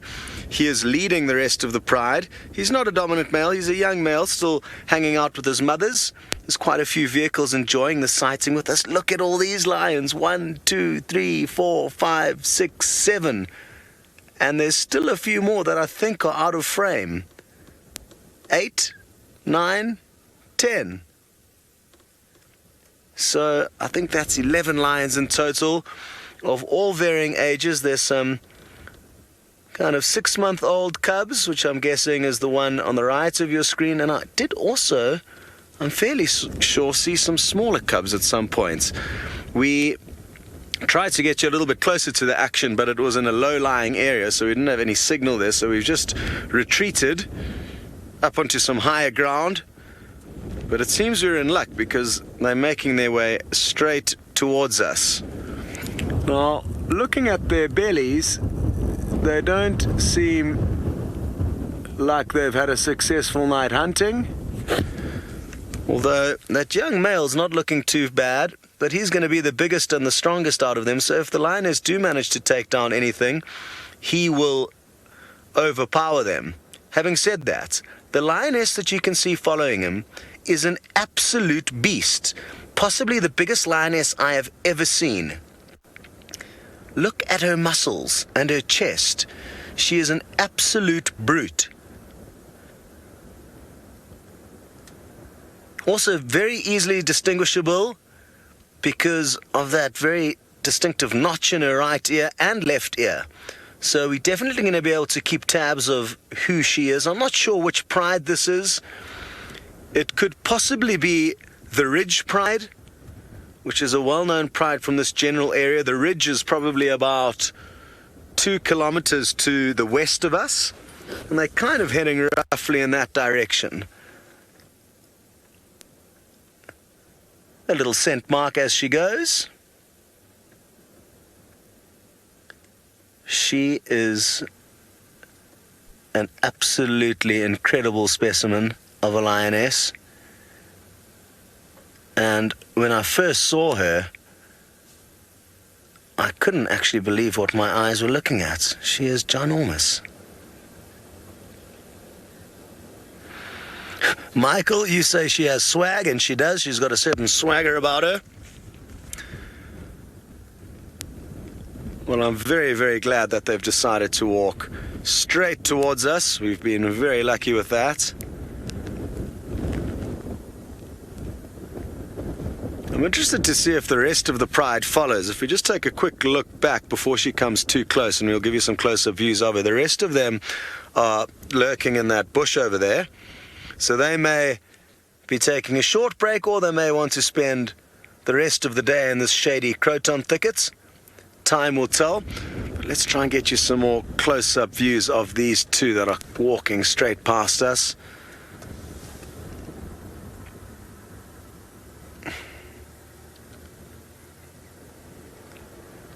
Absolutely wonderful. Jane, you're an just like me. Thanks for sending that feedback. And if any of you would also like to send through your thoughts or comments, hashtag safariLIVE.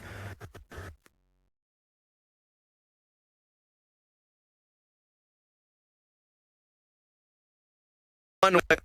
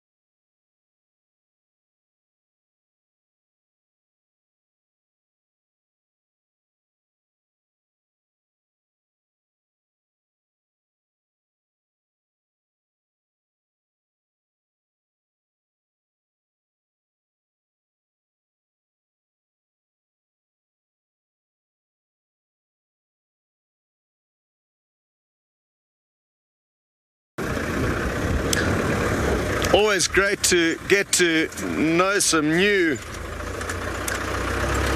characters. And I think I've found my favorite lioness so far. I must actually try and snap one or two pictures of her for ID purposes.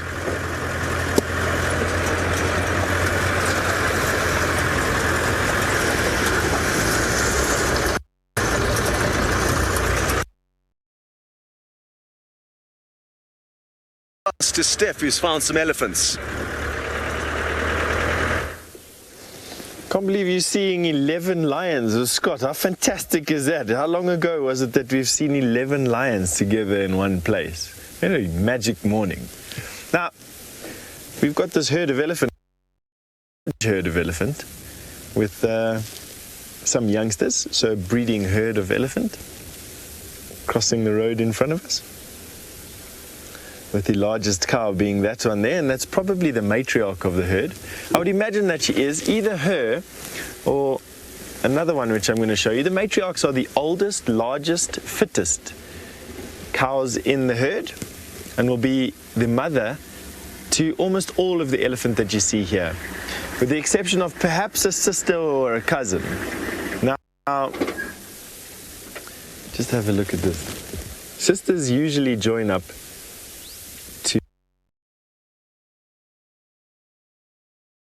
at that point that elephant herds can get bigger than the sort of 8 to 12 average that you normally find out here. Some zebra in the background. It's not uncommon for two sisters to join up with one another and to spend some time in each other's company, enjoying a common resource, and then to take their respective herds and move in their own ways again. Now, I say that there's a chance that this is one of those groups because of the fact that there's two old elephant here of around about the same age. There's one here right at the back, which we'll show you in a second once we've had a look at this. Just look at how their tusks are so shiny in these.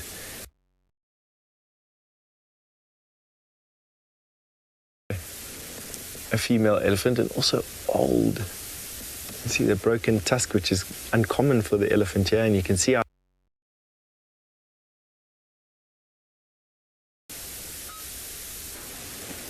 quite common for them to just pause before crossing a road, sniffing the road.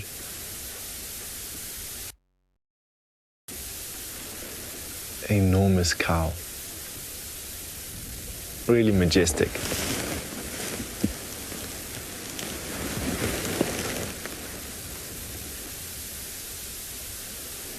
Elephants are a tactile species. They're a contact species, much more so than hippo, in my opinion. And definitely as tactile as what those lions are with Scott. And so why don't, without wasting too much time, why don't we go send you over to them as well? Well, very happy to hear you had what sounds like a very large herd of elephants. And you've come back at the perfect time as these two lion continue to head south.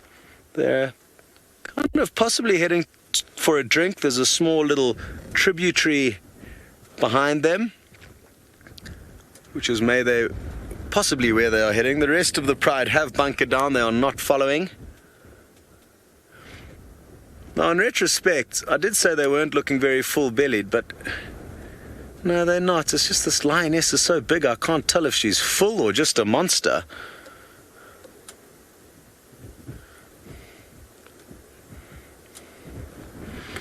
Hello to Michael. You're interested to know if the lions will hunt buffalo as much as they do in other parts of Africa, due to the fact that they've got so much prey here, other prey.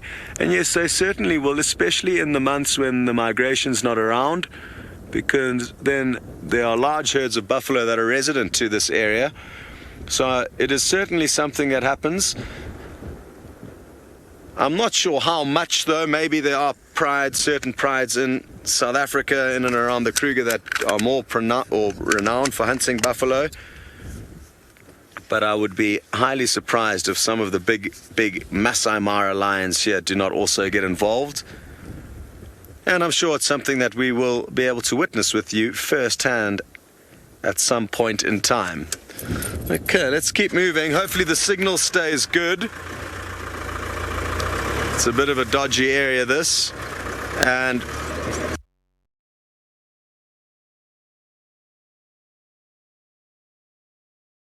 one of the we go about this adventure.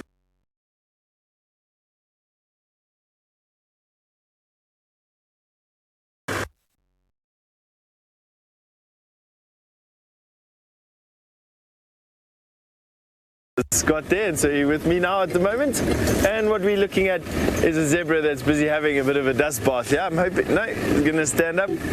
These zebra in this area, they came across the river at the beginning of the migration and have been hanging around here, not doing much except for crossing the river and recrossing it. I think it's this group that sheds a member or two at these crossings that we're seeing, in particular at cul-de-sac crossing, which is where we've seen a number of zebra be taken by crocodiles, and which is just across the valley over there.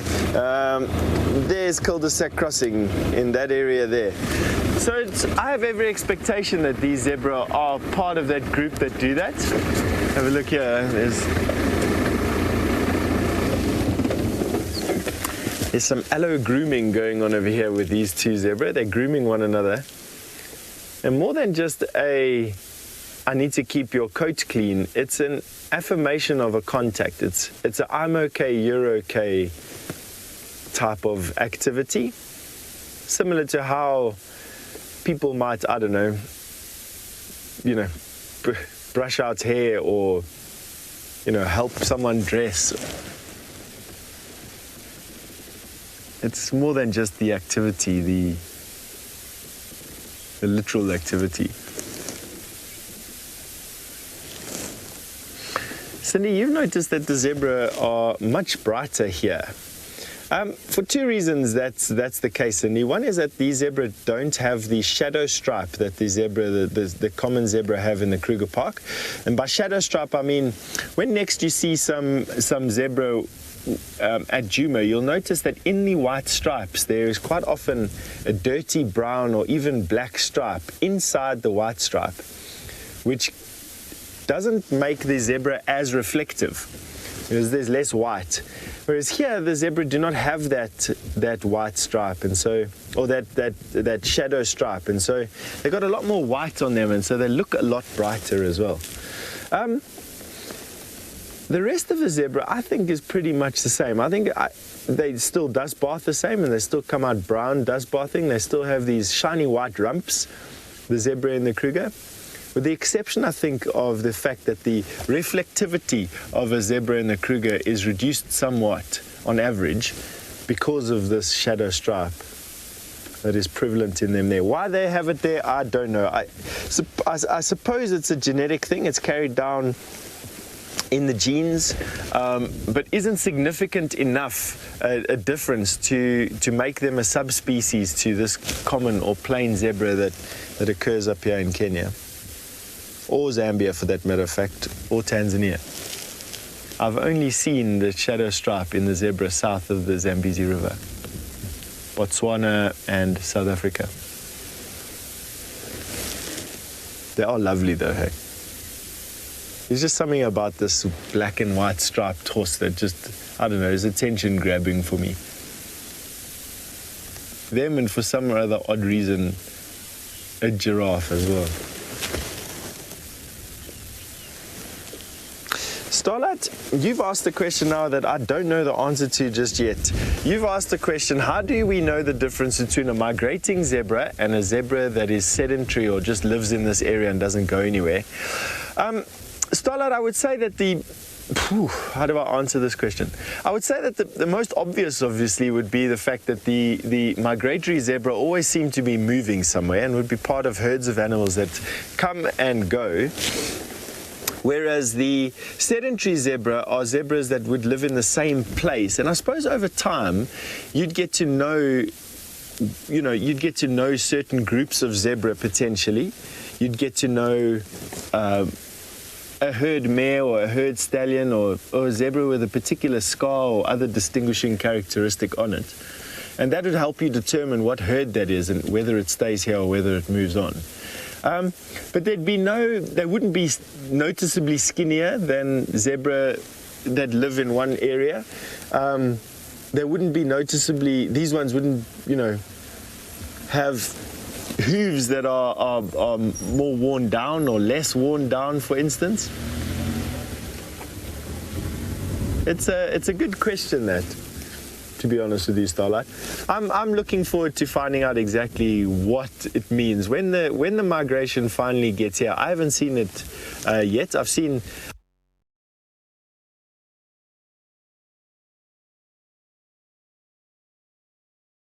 into it with Scott and Jamie and Brent.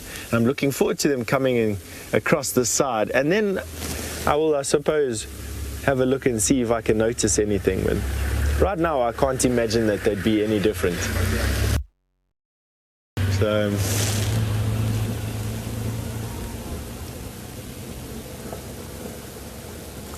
very cool herd. Let's keep on going. Right, we're going to keep on going now, but I think, why don't you go and find out from Taylor what's been happening with those wild dogs.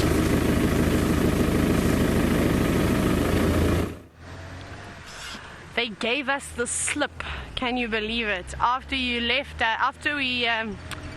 gremlins got us. They grabbed us and they threw Sebastian and I to the ground and they punched us a few times, but we managed to dust ourselves off. We got back in the car, but we could not pick up on those dogs again. However, those wild dogs did come from Vuyatela. I must tell you that they obviously were running around the property. I saw where their tracks come out and then cross into Chitwa.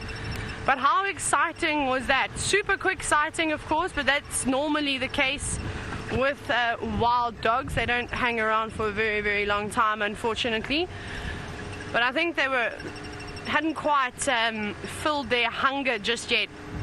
So let me just recap, because I don't actually know what I told you. The adrenaline was so high. So what happens was the wild dogs actually killed an impala near Chitwa Dam, and then a clan of hyenas came in. And normally the wild dogs are the ones that chase the hyenas around, but obviously just being 3 of them, they didn't stand a chance. But it sounded like there were obviously more hyenas than dogs, and they came through and they stole the kill. But they did have big bellies. You could see they had blood on their feet and around their face, so they did get something. And then they needed something else to satisfy the hunger, like I was saying. So they were trying to flush small prey out. We had a look around. I couldn't find their tracks.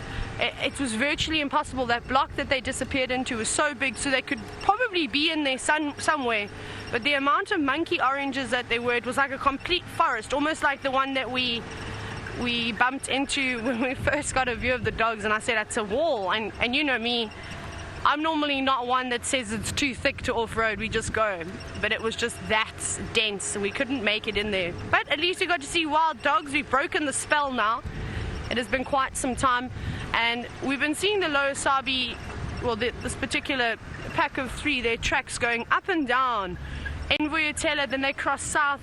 So they're around here, they've been spending a bit of time. And now that we know, I know where their exit route was, cutting across Cheetah Cut Line and then crossing straight into towards Chitwa. We'll know where to check from now, and I think first things we must come straight to this boundary and race up that way and see if we can get them. I don't think that they'll go too far. There's lots of antelope for them to feed on, so maybe they'll stick around and we'll get another sighting of them. Who knows, maybe this afternoon. Perhaps they've actually just laid down. Maybe they thought, my goodness, we're exhausted, we've fought hyenas off, we caught an impala, now we've run around being chased by cars, and of course we weren't chasing them. That's just how wild dogs move on the normal case. But how great was that sighting?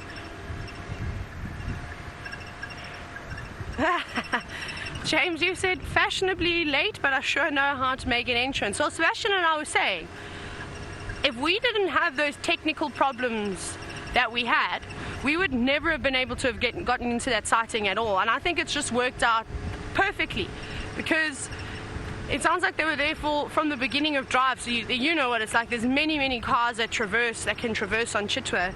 So I probably would have been put off on being given a standby 10, and I would have moved so far away that I wouldn't have been able to have continued hearing the radio comms on the Eastern Channel. So I think everything this morning happened for a reason. So it was a bit frustrating, of course, but I think it worked out for the best. It was perfect. But we'll go and explore again in that area this afternoon, and hopefully we pick them up. I'm hoping that they did just stop to have a siesta and just relax a bit. They could have been moving for quite some time. It's been nice and cool for most of the morning. It's still quite chilly. But now what we're going to do is, I didn't get to tell you with all the excitement and the hype, we actually will look at some dwarf mongoose. I just want to see if I can sneak up a bit closer. There's a few of them coming up onto the road. We did find male and female leopard tracks this morning too. So we're going to go back into those areas and see if we can't find them. Oh, yeah, this is where they're living. I'm just trying to see where... There we go. We'll stop here and have a look at the lot. There's an entire colony of dwarf mongoose around at the moment. I think they've also had a late start, just as we had. They are just warming themselves up, which is quite nice. Look at those two at the back there. Ew, another one's joining the party. They're just coming from left, from right. Some of them must have started foraging. There's lots of hornbills hanging around the area too. And we know that they have a symbiotic relationship, the hornbills and the dwarf mongoose. Even though the dwarf mongoose are looking for insects and tasty little morsels to eat, so are the hornbills. And if the hornbills, there's actually one hornbill, that one's digging. If you want to have a look how it's watching, just up top on the tree. Look how it's watching it. So normally they'll actually be down on the ground with the mongoose, so that if an insect manages to escape the claws and those sharp teeth of the dwarf mongoose, the hornbill will swoop in and catch it. And then I suppose oh, that was a big yawn. That feels like me this morning. And then I suppose the hornbills do help the dwarf mongoose by being an extra pair of eyes and ears. So they'll all work together. You're a bit itchy, aren't you? See, I can't imagine that all types of mites and things that they must have on their bodies, especially living in the burrows. We often talk about the animals not living in the same burrow for a very long time because of the parasite buildup, and well, there we go, there's evidence of it. I think you need a friend to come and help you groom those hard to reach places and get rid of some of those creepy crawlies that are living on the hair.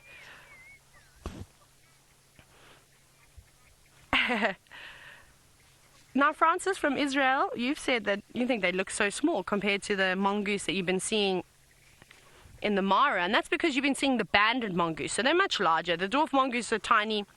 Remember, this is the smallest little carnivore that we get in the area. I'm trying to describe, what would they be like? They're about the same size as a squirrel, I suppose. They're very similar size.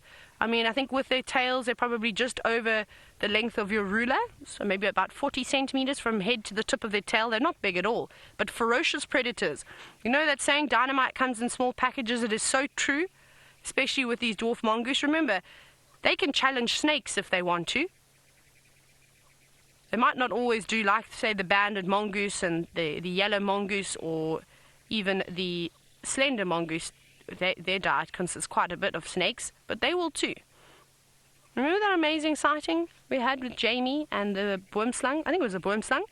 And the dwarf mongoose. Obviously they didn't go for it, but they weren't letting that snake intimidate it at all. They were not standing for any of that. There's a youngster. Here you go, roll over so I can give you a clean. They're amazing, the social dynamics that they have between the members of the colony. Now actually you say, look how cute they are. They are so precious. And it just shows you how intelligent they are too. I think anything that has a good social structure, and they've all just disappeared off of the road, they must have quite a good intelligence level to be able to constantly keep strengthening that bond. You saw the little ones running over to the adults looking for attention. That will keep happening. Now, I believe that, James Richards, you're actually wondering if I had a leopard update for you, because that seems to be all I've been having lately. It's just updates on leopards and not really any cats to go with it. There's a daycare just to our left. I think it might run. Let's see if it's stopped. No, it's going too far. I was too slow there. There was a daycare that was also warming up in the sun, but it's bounding off in the opposite direction. I think the tracks that I had, because they were on Vuyatela access, I think they were Shadows. Now, I know that Shadow particularly likes Triple M and Impala Plains, that new road, that area. So I wonder if she was just walking around looking for something to eat. Now, it wouldn't be the first, second, or third time that she's done this to us, where halfway through drive, almost towards the end of the drive, she just pops up out of nowhere with a meal. There were no cub tracks with her, so that means that she's left her cubs somewhere. And now we need to try and figure out where exactly she is. So I think we'll go all the way. We're almost at the end of Gowrie Main. We'll go down Triple M, and we'll see if anything else is, any other tracks have come across. If not, then we'll go back towards the last tracks and just start bobbing and weaving up some of those roads, maybe even slightly further north, Sandy Patch, and just check that entire northwestern corner of the property. And maybe we get lucky today. I also saw male leopard tracks. I presume it was Tingana. Obviously we had his tracks. We know the route that he walks from Buffelshoek Dam yesterday morning straight in towards Buffelshoek itself. And he must have popped out just after safari ended. And he must have been doing a loop in Buffelshoek and then coming back, turning west. He walks some of the same routes he called right into the night. He's obviously been picking up the sense of the other leopards that have been moving in his territory, and he's doesn't seem to be too happy about that. But we'll keep searching. Hopefully our luck is going to change. We're going to have some spotted cats too this morning, but we'll keep you updated. Let's go back across to Kenya and Steph, and I'm not sure what he's got, but I'm sure it'll be fantastic.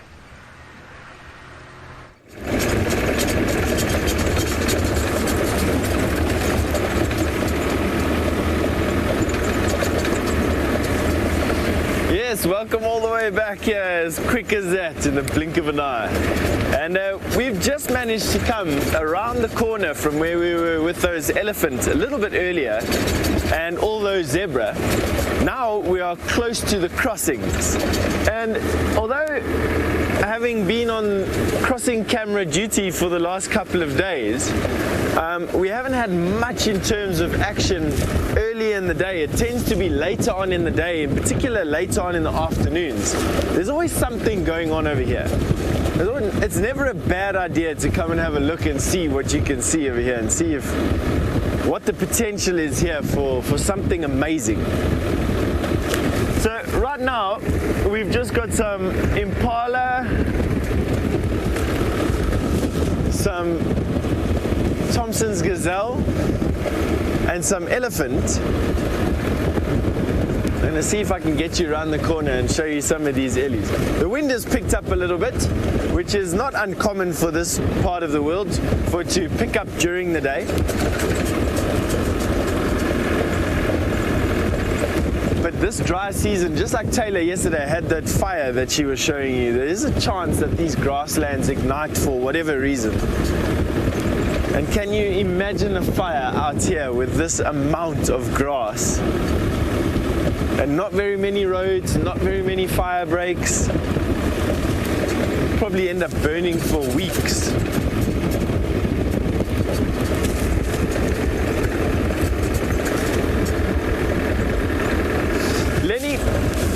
to know what animals occur in the Mara that doesn't occur at Djuma, the most noticeable is a tiny little gazelle called a Thompson's gazelle, and there's quite a few of them around here. I'll see if we can find you one. The Thompson's gazelle, or Grant's gazelle. The other one is, of course, the topi. We have wildebeest and hartebeest in the Kruger National Park, although you don't really see hartebeest at all at Djuma. It's a rare thing to see there, if at all in actual fact. But we do get here the topi. What else do we get? The Grant's gazelle, Thompson's gazelle, topi. Coke's hartebeest you don't find at all in South Africa. The dik-dik, which is a tiny little antelope, probably no bigger than this, that you only find here as well.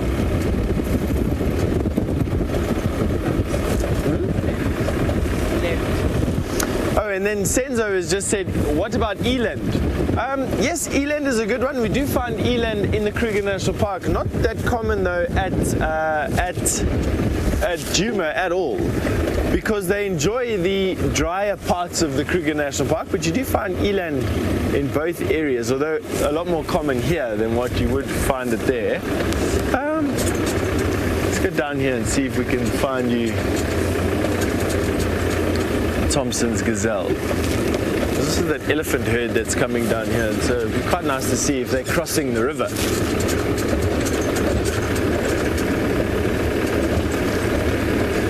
About to show you what the Mara River looks like.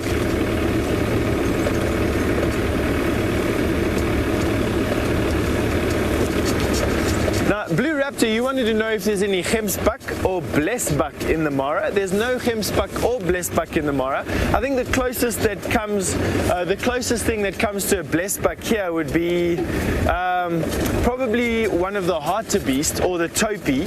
They're all part of the same sort of bigger group of animals or bigger collection of animals. And then in terms of oryx or the gemsbuck, wow, what would be the closest here to that? Probably an impala, I would imagine, but there isn't something even remotely close to that. Maybe an eland,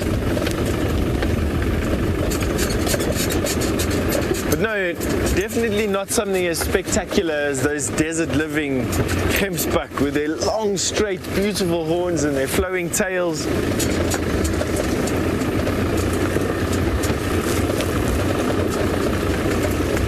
This is lovely here, right on the banks of the Mara River. No, unfortunately no Thompson's gazelle here, but we'll see what we can show you through the course of this drive. This looks like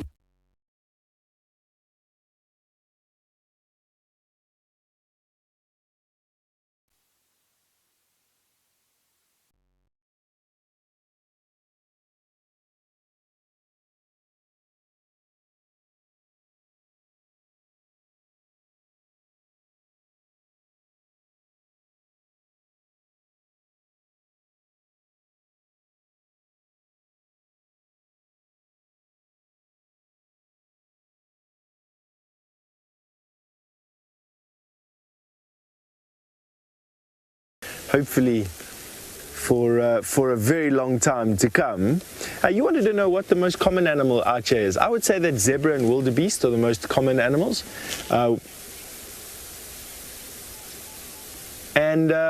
Followed by elephant. You see a lot of elephant around here, and then buffalo. And then all the other antelopes out here, the topi and everything else. Just look at this massive collection of yellow-billed storks. It's obviously a very good fishing area as well. Yellow-billed storks use their beaks to fish, and these elephants are having a nice drink. This is the Mara River, and what a blissful setting. That is lovely, isn't it? Now, elephants will drink whenever they can, but usually once a day. And they've come now from the grasslands, probably from quite far away, because the grass next to this river is sparse, mainly because of the feeding pressure of everything around it. And so these ellies, needing to get enough food, Look at that Ellie, little one, there in the middle of the screen having a full-on bath. So these Ellies have probably come from the grasslands far away or from the mountains. Now what we're realizing around our, in the evenings, the elephants come up from the valley and come and eat the forest around our camp. And almost the entire night you can hear the grumblings and the rumblings and the bush cracking of the elephant. And I think they probably came from the mountains there in the distance, which is a good walk from here. No wonder they're so thirsty.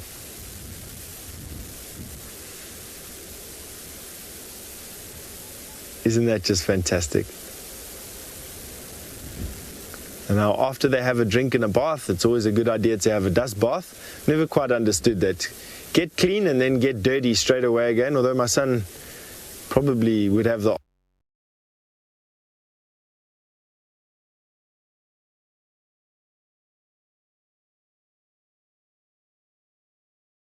in,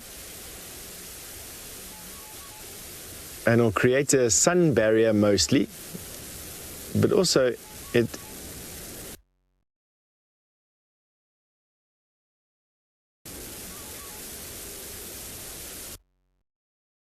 going for the mammary gland between the front legs of the mom, and you can see how he lifted the trunk over the head, and mom has stood with her front leg forward. That's her accepting a feed. Although at the stage or the age that that calf is, he or she won't be getting that much milk right now. Look at the tusks in that one behind that, almost touching at the tip. In actual fact, from this angle, it looks like they're touching at the tip, hey? So much so that the one looks like it's even splintered the other one. How bizarre. Yes, they are touching. Are they? I've never seen tusks like that. Past each other, but never meeting at that length, meeting at the tip. Can you imagine the symmetry in those tusks because of that? Good genes in that elephant. Although, probably not that helpful when it comes down to feeding, because she won't be able to use it as a lever. As a point, I mean, I'm sure she's come up with 100 different uses for that.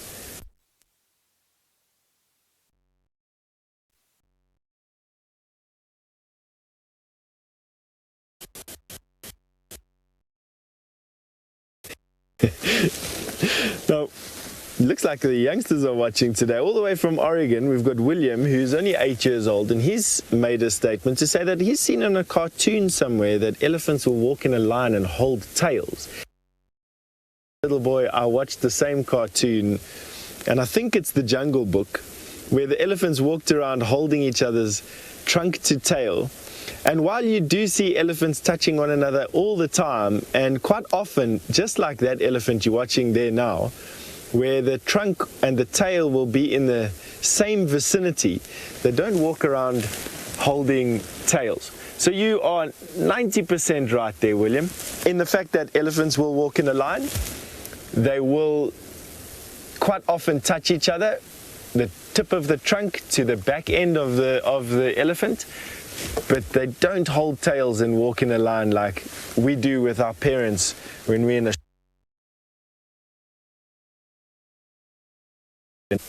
Good observation there though, William. Either grass for the evening or would have been eating woody species of plants on their escarpment in the mountains. They've now come down for a drink. You can see the mountains there in the background. They've now come down for spend the rest of the day in the thick bush on the edge of this river. It would offer a slightly better diet, or a slightly different diet, let me say that, not better, a slightly different diet to that they've had for the last couple of hours. And Ellie's, this time of the year in this area, are probably eating anywhere from, I don't know, 12 to about 14, 15 hours a day, and will as much as possible try and change up their diet. They've got a very wide diet. It's what makes their dung such fantastic compost. That now trunk up is an inquisitive elephant. That's what elephants do when they're unsure of something, is they put their trunk up. Gives them a better ability to smell.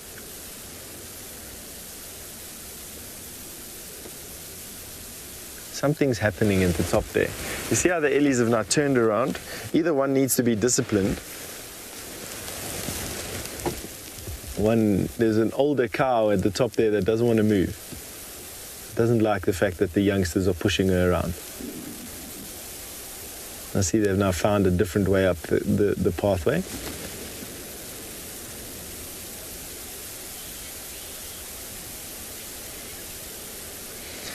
Rishi, you've asked if it's the biggest herd that I've seen in the Mara. Definitely one of the biggest, Rishi. I was actually just contemplating that myself. We've seen two massive herds of elephant, relatively speaking, today. I mean, easily over the 20 to 25 elephant each. And I've been thinking about it since we saw the first one, and this is the second large herd of elephant we've seen. Is it the largest herd I've seen since I've got to the Mara? Probably today. I would imagine that that's the case, and I'm trying to think of a reason why. Now, it is dry. The vegetation is definitely not what it should be. There is only this water around, really, and this will provide the most water for these animals, and so it's not unfeasible to think that family groups will actually join up to feed on good quality grass and then come down to the river together to come and get something to drink, and then spend the rest of the day in the woods and the forests around here. I mean, they'll all be concentrated on this area around midday when they're going to be trying to get out of the sun out on the grassy plain. So, you know, is it an effect of the drought? Possibly.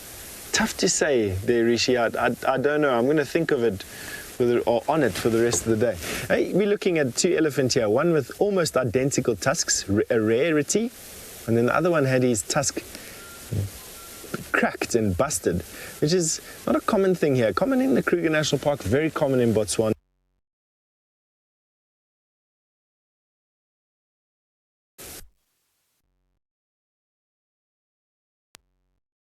That we've just had a look at in a very short space of time. One with broken tusks, uncommon in the Mara, because mainly the elephants are eating grass here. One with very symmetrical straight tusks, which is common in the Mara but uncommon elsewhere in Africa. And then one with no tusks at all, which is Africa. For a long time in Kenya and Tanzania, tuskless elephants were actually shot out. There was a belief that elephants with no tusks wouldn't be allowed to breed, and so they actually shot out these elephants without tusks. As we see,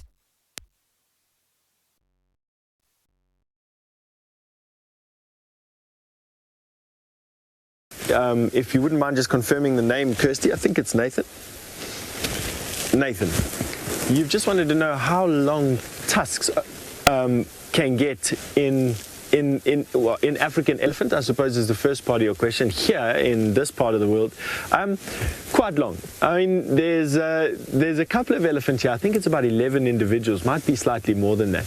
Massive tusks out here in this part of the world, easily as big as some of the biggest tuskers that you'll see in the Kruger National Park. But the largest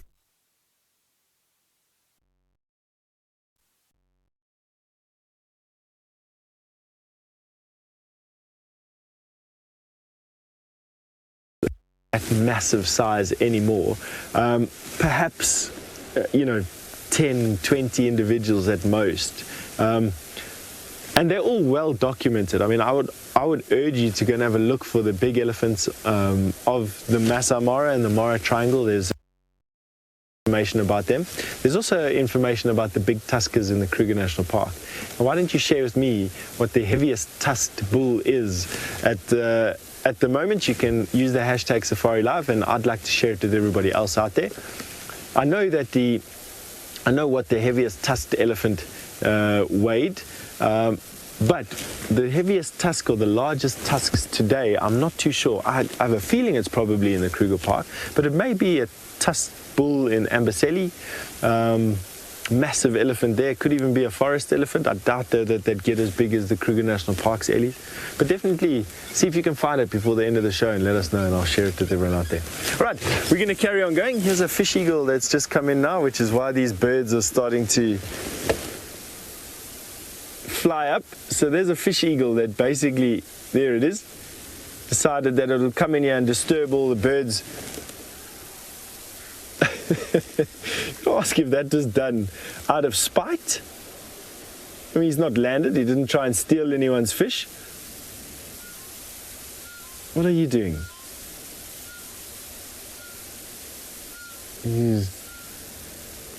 So that fish eagle basically just came in here, caused a bit of strife here amongst anything. That's a grey heron. And now has decided to land in the bush after chasing everything away. All right, on that note, why don't we send you over to Taylor and see what she's up to.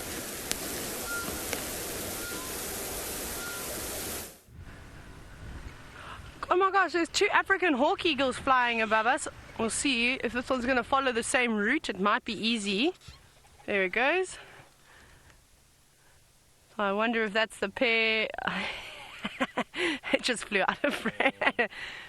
Pesky cameras. Off it goes. There we go. There's the pair of them. How nice is that? This very quickly caught our attention. Well spotted, Seb. Now, we're driving around. We're trying to follow up on that female leopard, but they've started grading the road, so my tracks that I'd spotted earlier are now gone. So I can't recall which way they were going, because they were just going straight down via Taylor access, but they obviously turned off somewhere. So we're seeing if we can sneakily find some of them. But now, something else that I'm really hoping that we're going to see is, obviously yesterday we spent quite a bit of time watching the fires, and we were talking quite a bit about conservation and how important it is to burn fire breaks. One of my fond memories of burning fire breaks is, well, what happens afterwards is that obviously it's all gone out, the grass is burnt. If I touch it, my fingers will go black. The same thing happens when a lion and a leopard walks over an area like that, and I'll never forget, it actually happened all the time in the Eastern Cape, because the grounds aren't soft and sandy like they are here. They're quite hard. And you could see when the lions had walked over them, because they'd leave black tracks on the ground. How cool is that? So instead of having footprints in the sand, you'd still have them, but they'd be lined with the black sort of ash. It was really cool. But you can see it's all put out. There are a couple of smouldering logs this morning, but nothing to worry about. I'm sure they'll do another check just to come and spray some water on them. So that's what I was hoping to see this morning, but I haven't been lucky just yet. Maybe it's just because the substrate is so soft in this area. We'll see what we can find. There's lots of lion tracks, not from the Djuma Pride though. Oh, I don't think that the Djumas cross back over like they normally do. I think they stayed in the west. I also didn't get to hear if anything had happened. If they managed to find them again. But let's go down. Let's go down this way. There's also lots of human tracks, so they must have been looking at something around here. Let me just see if I can spot which tracks they were following. No, I want to see lots of white-tailed mongoose tracks, though. Again, also probably looking for the insects that may have lost their homes to this little fire. They wouldn't go to waste though. Lots of animals out here. They'd be quite happy to eat them. And here's some fork-tailed drongos. Where are you? It's quite far away. Okay, we'll keep going down. I heard the hyenas at 1.2, but they weren't calling like they normally do, like they yesterday. There wasn't that much commotion. There was just the odd whooping sound. Obviously going off looking for things to eat. I wonder which clan it was that was actually fighting with the wild dogs on Chitwa. It could be our clan. They go down that way quite often. We often see their tracks crossing out. Or if I wonder if it was the clan coming from Elephant Plains, perhaps. But now that the wind is starting to pick up, we're going to have to start checking down the drainage lines again for animals. Now, Bobby, you're wondering if that hyena that died, his death could have been caused by the wild dogs. It could have. Wild dogs wouldn't normally sort of savagely rip apart a hyena. They do obviously have conflict with one another on a regular basis, but the dogs normally just nip at them, you know, and bite them. I've never seen wild dogs actually tearing a hyena up. They wouldn't really want to eat it either. And they just normally just sort of get so annoyed, they just give them a bit of a hiding and send them on their way. Also, the other thing that makes me think that it wasn't because of the wild dogs is because we hadn't seen any wild dog tracks up that side. However, there were lions and there were leopards, or there were Tingana and Mvula were in the area. So I think it was one of them. It could have been a snake, although I believe that Scarback was quite an old hyena. Maybe it was just natural causes. Maybe her time had just come too. That's another thing. But like I said, unfortunately, it wasn't possible to get an ID on that hyena, which is a pity. But I just think that we have to put 2 and 2 together now, especially with that little cub. We're not seeing it being or suckling once, and then of course watching it deteriorate like this. Mom wouldn't just abandon that cub for no reason. I think she definitely invested a bit of time into raising her cub, but no luck. Which is, of course, it's devastating. I think, you know, I sit here and think, oh, you know, I really hope something like a wild dog or another clan of hyenas or a lion or a leopard goes through there and puts that poor little thing out of its misery. To me, that just seems like the most humane thing, rather than letting it, you know, starve to death, because in reality that's actually what's happening. And we keep saying how nature is so cruel at times, but we cannot intervene. We really can't. We need to learn as humans to draw the line, and I think we need to start with nature. I think we've damaged it enough. This type of thing happens all the time. You know, you see it, you hear stories of lionesses being killed by males, and maybe the cubs get away, but then they die. Or leopards, losing adult leopards dying, cubs dying. Same thing will happen with a hyena, with wild dogs, with all these types of things. So it's very sad. It's not nice. I tell you right now, there's not one person out here that is enjoying what's going on, but we just have to let nature take its course. Right, let's see what else is around here. The birds seem to be fairly quiet. I can hear the odd turtle dove calling. Oh, it's right up on the top of that tree. Won't be able to get it. Oh, who's here? Franklin's. Hi, Franklin's.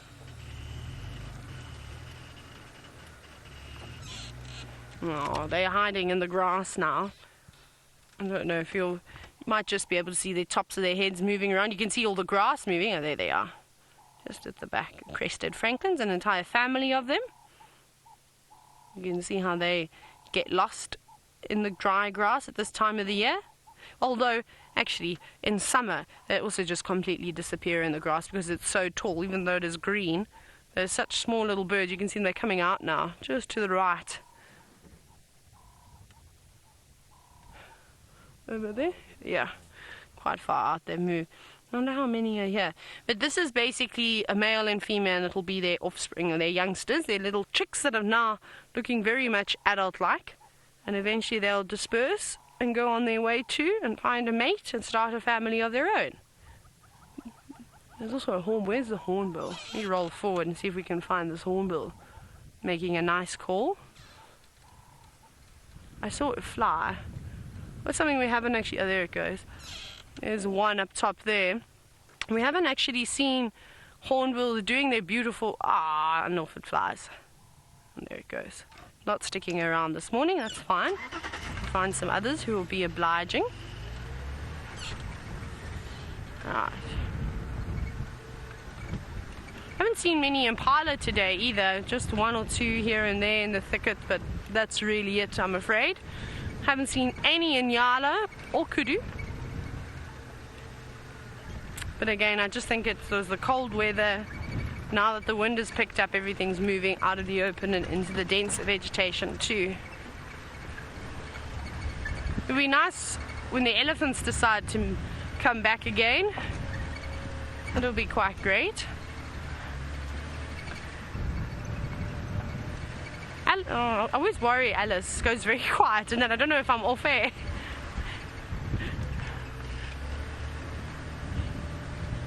Jacqueline, you're wondering if animals ever just drop dead like humans sometimes do. So I suppose from cardiac arrest, aneurysms, that type of thing. I'm sure to an extent they most certainly do. But, we might not necessarily see that. See, sorry, hang on, I just want to see whose footprint. Oh, no, it's the hyena tracks going up and down here.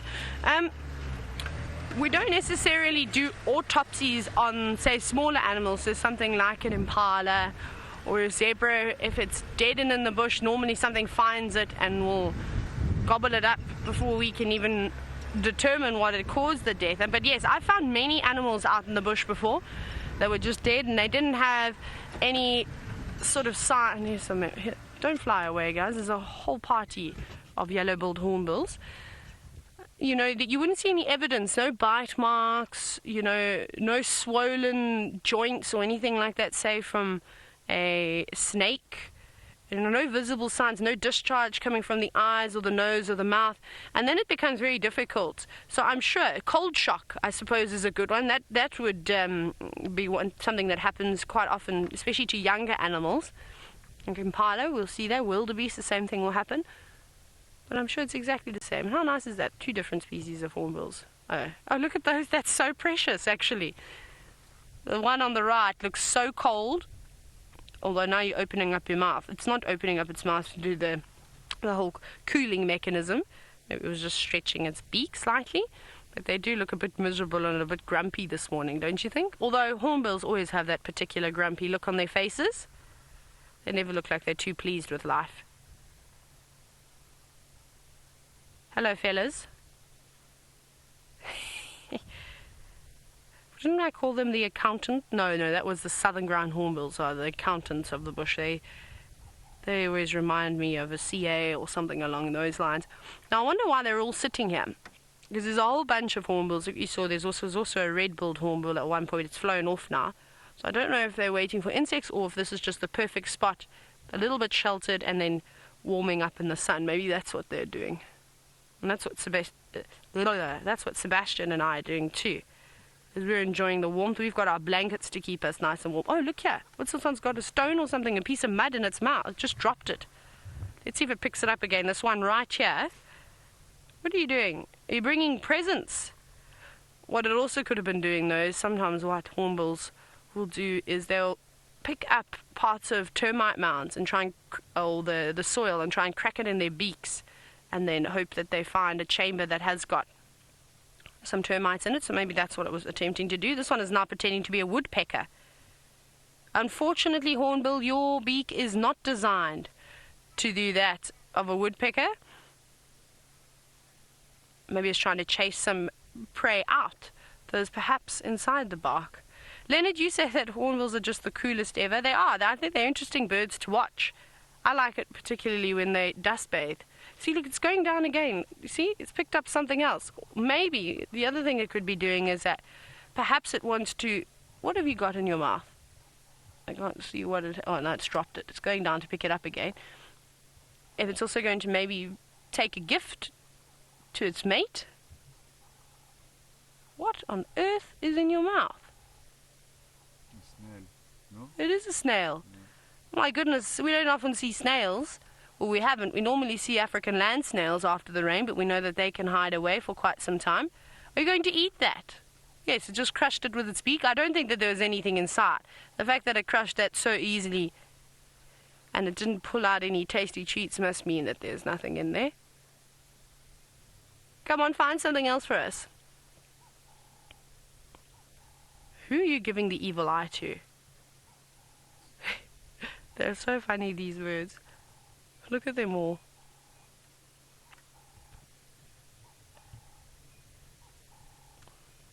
Let's see if they're going to copy and fly away too. Beautiful big eyes, though. Hornbills have to have good eyesight as well. You see, they're searching for their prey, the insects that fly around.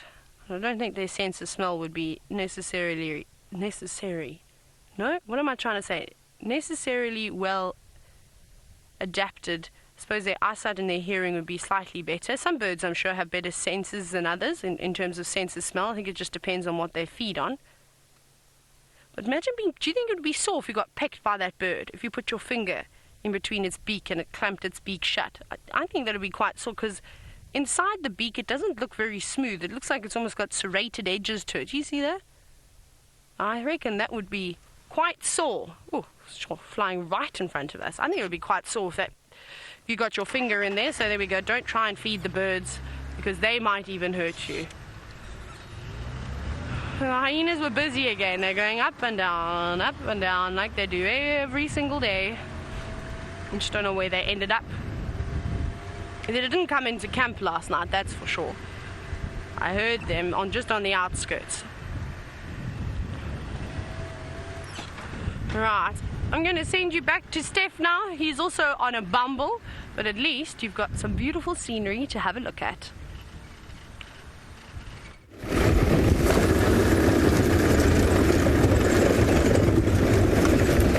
We definitely are on a bit of a bumble at the moment. We're trying to cross over from one valley to another, and I don't know this place as well as what my friends do, and I've taken the long way around, unfortunately, which has left me stuck on this crest, and there's not much up here because it's just grassland. And I would imagine that without the wildebeest here, there's not much reason to come here in the middle of the day. It gets hot, of course, and there's no water. But we will be dropping off very soon into the valley again on the other side of this crest, and I'm hoping my luck changes over there. I can get to show you some stuff again. Right now though, the wind is buffering us. I can hardly hear anything, mainly because my ears are about 4 times the size of anyone else's over here, and they catch a lot of noise. But that very typical landmark that you see there, those 3 aerials that you see there, that is Serena Lodge. And Serena is one of the biggest of the camps that exist within the actual Mara triangle itself. And a nice place to come in, nice landmark at least anyway. Right.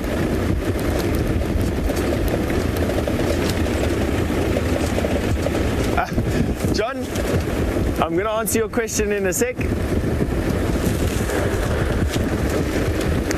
Just want to get out of all the dust. John, you asked how old is the Masai Mara and did dinosaurs ever roam the place?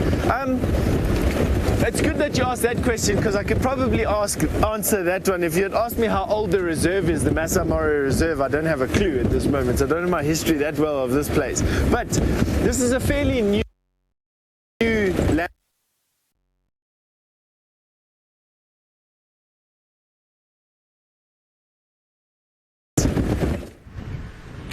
Sorry about that, everybody. It seems as though, my goodness, the gremlins are attacking us. What has got those kudu racing off?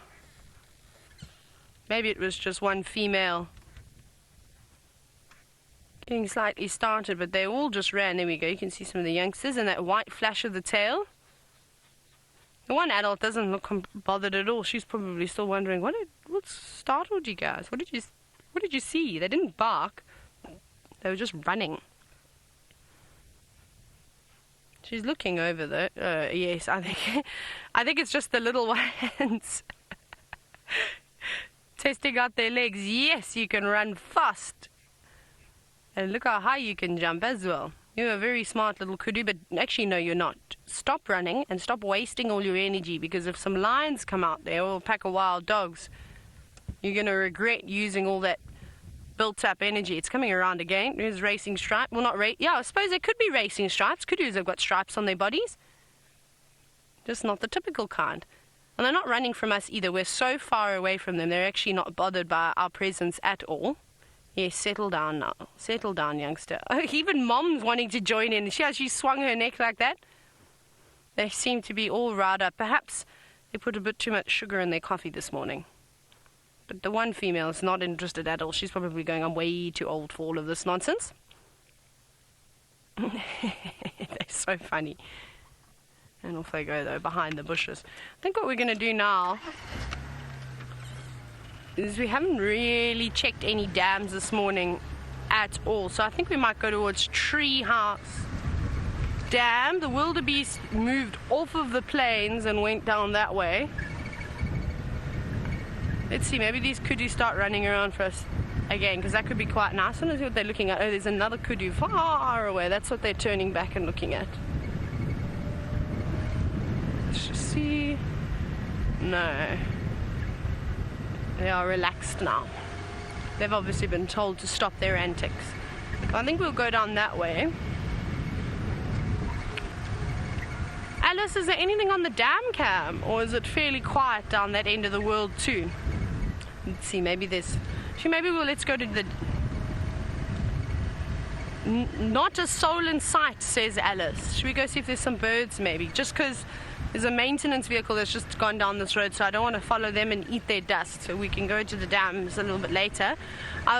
When we had all our signal problems earlier, Aubrey said that he was at a treehouse dam, and he actually joked, and he says for once there wasn't even a hyena track around the dam. So we need to find the new watering hole, the local watering hole for the big cats. They used to love that one. Some giraffe tracks going down the road too. They look fairly fresh. Maybe we bump into the tallest animal in the world. Yeah, they look like they're on top of yesterday's tracks, so that's good. See if I can follow them. Still going all the way along. I don't know if this giraffe had just come back from a big night out though, because it's not walking down the road straight, it's just doing this.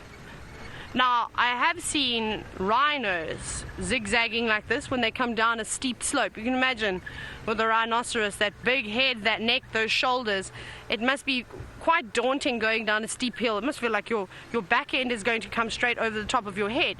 And it's an amazing thing. So to slow themselves down is that they zigzag like this. It's just incredible.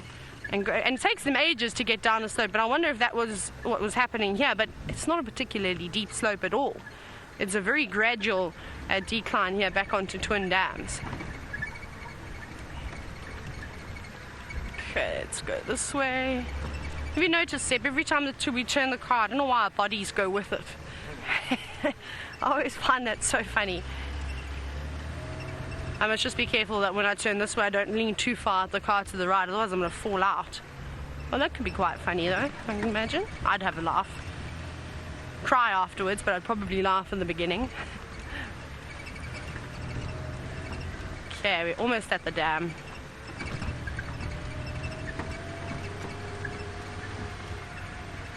Oh, there's not much in terms of footprints around here. I don't know where the giraffe tracks went. They didn't come this way. They must have gone back the other side, but we'll start here and we'll go back the other way. Maybe a woodpecker. Woodpecker would be nice. Crested barbet singing its... Well, I don't think crested barbet sings a beautiful tune. I think they make up for it with their stunning feathers. Battalier. Battalier flying very far and high in the sky.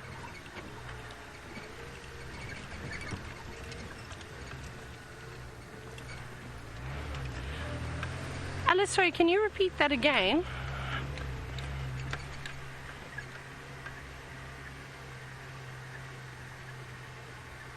Ah, there we go. Now a question from Elizabeth, and that is, are orphaned animals ever rehabilitated in parts of Africa? There doesn't seem to be much down here. We'll have a look at the Egyptian geese and the hardy-dar ibises that are wading through the water. So yes, Elizabeth, they are indeed. However, the only problem is that those animals becoming completely wild, it's such a difficult one. There's two sides to every story here. I find with big cats, if you're hand feeding them, I don't think that they can truly be released back into the wild and live on their own. I think that, you'd have to be so careful if they've had human contact. Things like elephants, that happens quite often, but remember what's happening with an elephant is that it's being released into a herd. So I know there's a couple of places throughout South Africa as well as in Kenya and other parts of the world where they will save orphaned animals like that maybe their mothers, typically the mothers have been lost to poaching. So then it's important for us to step in because we were the reason that adult was killed. And they raise them into an age until they can sort of fend for themselves. and then they release them again. And so far it seems to be successful, but you've got to be very careful when you do things like that. You've got to be so careful. So it's a difficult one to go through. What are you mobbing? Come and have a look here, Seb. Sorry, there's not white-crested, the helmet shrike. What am I talking about? The southern white-crowned shrikes, that's what I was trying to say to you, are chasing something. I think it was a little lizard buzzard. Let's see, they're behind us. If I go back, we might be able to see them again. You can hear them. They're not happy. But this is my worst. I hate reversing on a damn wall. No, I'm not. I'm too nervous because I can't see the drop, and unfortunately the damn wall is actually starting to erode on either side of the dam now, which is a big problem. So you just make one move and then you could topple off the side. I'll turn around down here quickly. They're still chasing it. I don't know what it was. It was one of the little raptors. They're not happy with that though, making a whole lot of noise. Mobbing it. If you're watching the dam cam, you might see a tractor coming down to the water's edge too. Where are you going? What you going to do down there?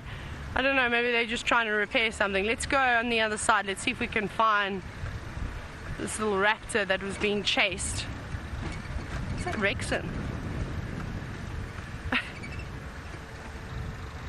Hey! It's Rexon, the tractor man. He's one of the guides, but he also forms part of the conservation team and making sure that everything stays good. Goodness gracious, hopefully they're going to repair that road. Now, they've all gone, but there's a white-crowned shrike up top.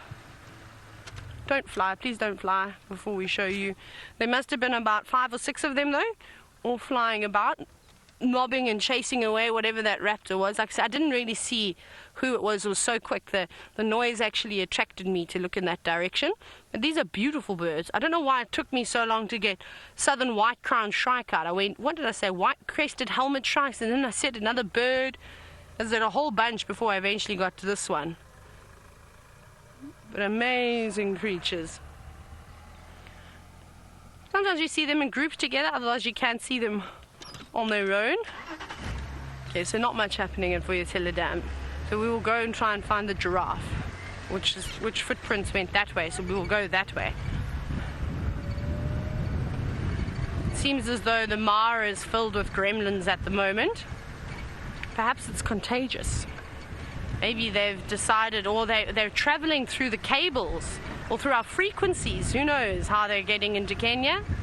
They're everywhere, these pesky gremlins. So it's quite interesting. We've been seeing a lot of the guarri trees starting to develop the little fruits, and there's actually not many that have started on this side, so I wonder if it's just a particular soil type that they seem to prefer elsewhere. This one's got little bits, but they're so far behind. I think the first guarri trees that are going to fruit are going to be the ones on Impala Plains, because we've been watching those things develop now for quite some time, and I haven't checked on them in ages. And so perhaps this afternoon for the safari, that'll be something that we go and do, is going to see how big the fruits have got. But those ones are just starting out, so they've definitely got a couple of weeks to go. Maybe we'll check on our num-num as well. That's not far from where we are now, and see if that's got any more fruits that we can eat.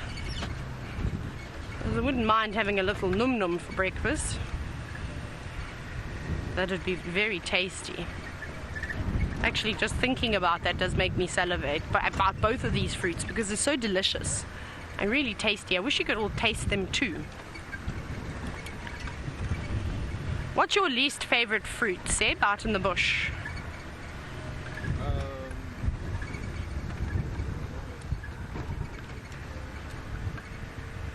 Alice says she used to hate kiwis as a child. No, Alice, out in the bush. The day I see a kiwi tree, I'll be so excited. Oh, Seb. Oh, not Alice. Oh, Alice loves kiwis. You didn't like them. As a child. Now you like them. No, I like them. But it's And the bush fruit? I don't really eat bush fruit. Seb says he doesn't really eat bush fruit. It's probably because I don't give him a chance to, and I snatch them up before he gets. Well, no. Well, we'll have to try and find some. We keep fighting against the birds and the monkeys for the fruits. It's very frustrating. I still have not had a jackalberry fruit. The last time I had one was maybe a year and a half ago, maybe even longer, 2 years. When I first started guiding in the sands, which is so sad. Well, no, it'd be a little bit longer than that then. Which makes me very sad, of course, because I like the jackalberry fruits. Anyway, speaking of gremlins and fighting them off, it seems as though Scott has worked out his own technique at how to battle them. Let's go and find out how he's been and what he's been seeing.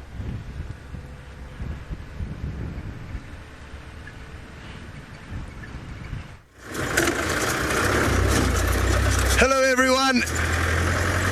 We have been racing around frantically trying to get you guys into position of these 5 male cheetah. We had a visual of them, but we were on the wrong side of a river called the Talek River, and I urge any of you that know how to build bridges to come out here and build some bridges for us, because a bridge is what we needed today.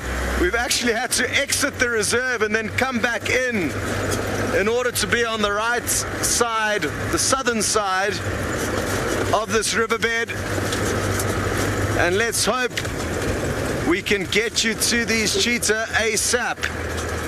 We've probably got about another 2 or 3 kilometers to go before we get there, I'm guessing. I'm a little bit discombobulated, but basically if Ferg just kind of points the camera to the right, you'll see a belt of woodland. Within that woodland is a river called the Talek River, and we were on the other side of that and couldn't cross. I'm hoping the tree basically directly in front of us that you can see on the horizon, that one there, that little one, I think that's where the cheetah were earlier, if my little memory serves us correctly. And they were on the move, so who knows where they've gone, but I'm guessing there'll still be some vehicles there with them which will help us. Hello to Naomi. You would like to know if we're allowed to off-road like we are at Djuma. And yes, we don't have the exact amount of free rein as in Djuma. It's a little bit more complicated. There's certain areas where we can and certain areas where we can't. And it wasn't a matter of off-roading there because there was a big river we needed to cross. So even if we had have attempted to drive off the road, we would have been stuck. It was also quite steep banks down into the river, so that wasn't an option. Had it have been one, I may have quietly broken the law, if need be. Only kidding. I'm a law-abiding citizen most of the time.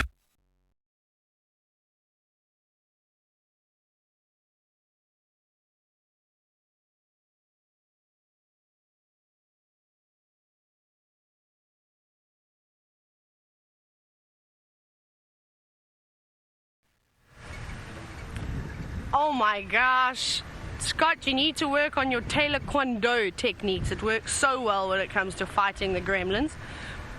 But yes, they're about today. Maybe it's the cooler weather. Maybe because the air is slightly thinner, they can travel faster. I don't know, I'm just talking absolute nonsense now. So nothing at Chelepan. Or there was a daycare and we tried to get it, and as Sebastian was leveling the camera, of course, I don't know how the daycare and why it panicked, because we were so far away from it, ran off, which is a pity though, because we were both just saying we both don't think we've ever seen a daycare drinking water before. They don't come down to and drink water every single day like some of the other animals out here. Again, just like the kudu, they get a lot of moisture from the forbs and the shrubs and things that they're feeding on, and from the dew. But we'll go towards Treehouse Dam.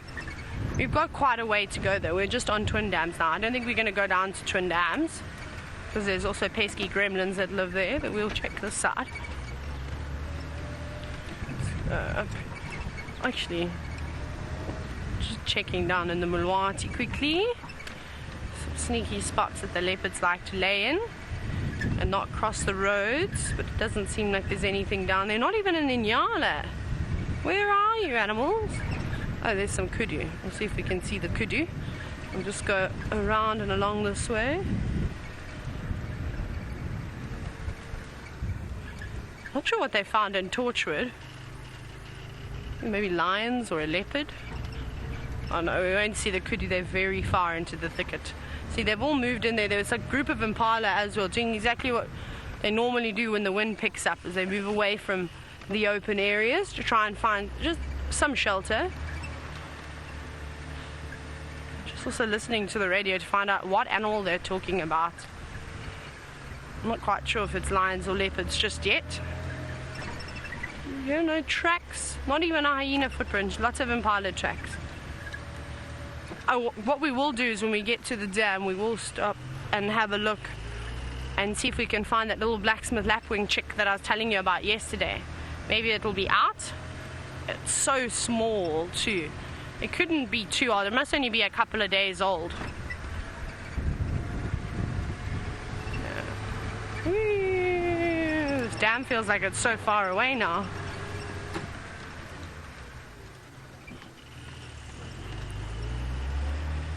Rochelle, you're wondering if I've ever seen any lions, leopards and hyenas and animals like that ever eating birds. Now I must think. I need to quickly try and think. Oh, hi Impala, here, this is where you are. Off the top of my head, I've watched lions try and catch vultures before but weren't successful. What else have I seen? I've seen leopards catching. My favorite one is probably the leopard that caught the Egyptian goose right in front of my room in Zambia. That was amazing.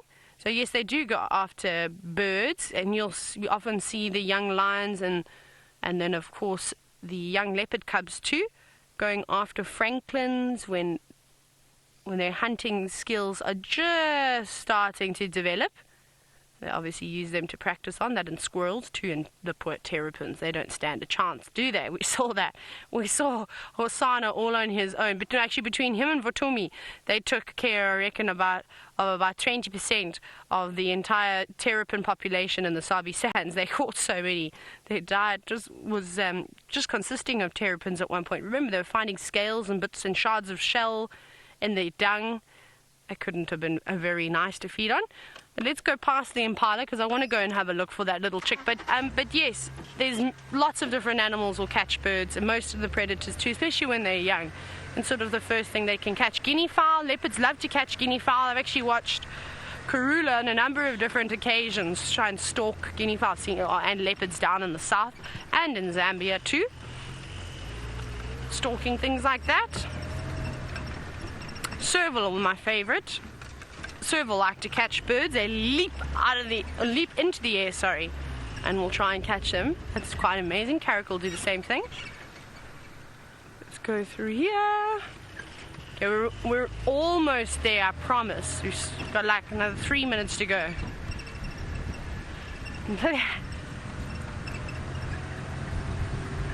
Right.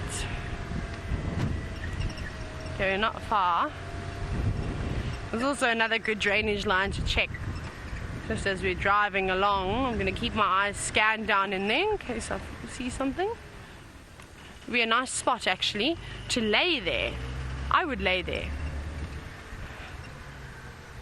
Let's see, it's difficult to see and there's lots of trees and things, but it's almost like a shelf on the edge of that drainage line, and it'd be such a nice little spot to warm yourself up. Oh.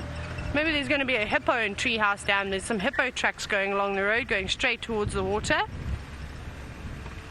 I'll be able to tell you in T-minus 30 seconds. We're almost there. I can see the dam wall now.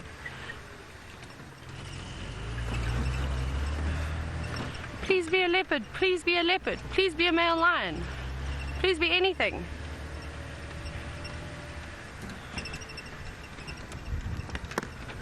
Okay, I'm going to have to go on the other side to find little blacksmith lapwing chick, because that's where it was yesterday.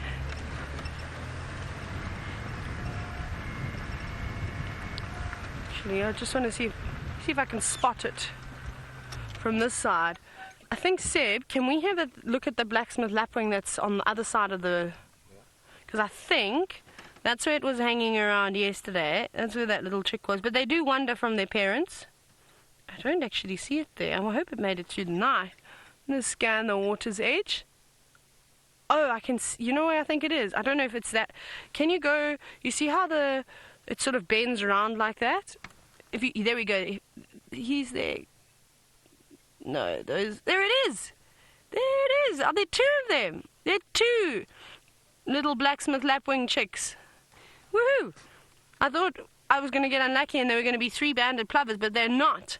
They've obviously been told to walk around in that area. So even at just a few days old, they're able to fend for themselves and well, find food for themselves. They might not be doing a great job, but at least they're practicing it. You know, pecking at the water's edge, trying to collect any insects that might be stuck on the surface. It will take quite a bit of practice. Look at those legs. Those legs and feet are way too big for the rest of its body. And that's amazing, because I only thought that there was one here. And obviously there were 2 all along.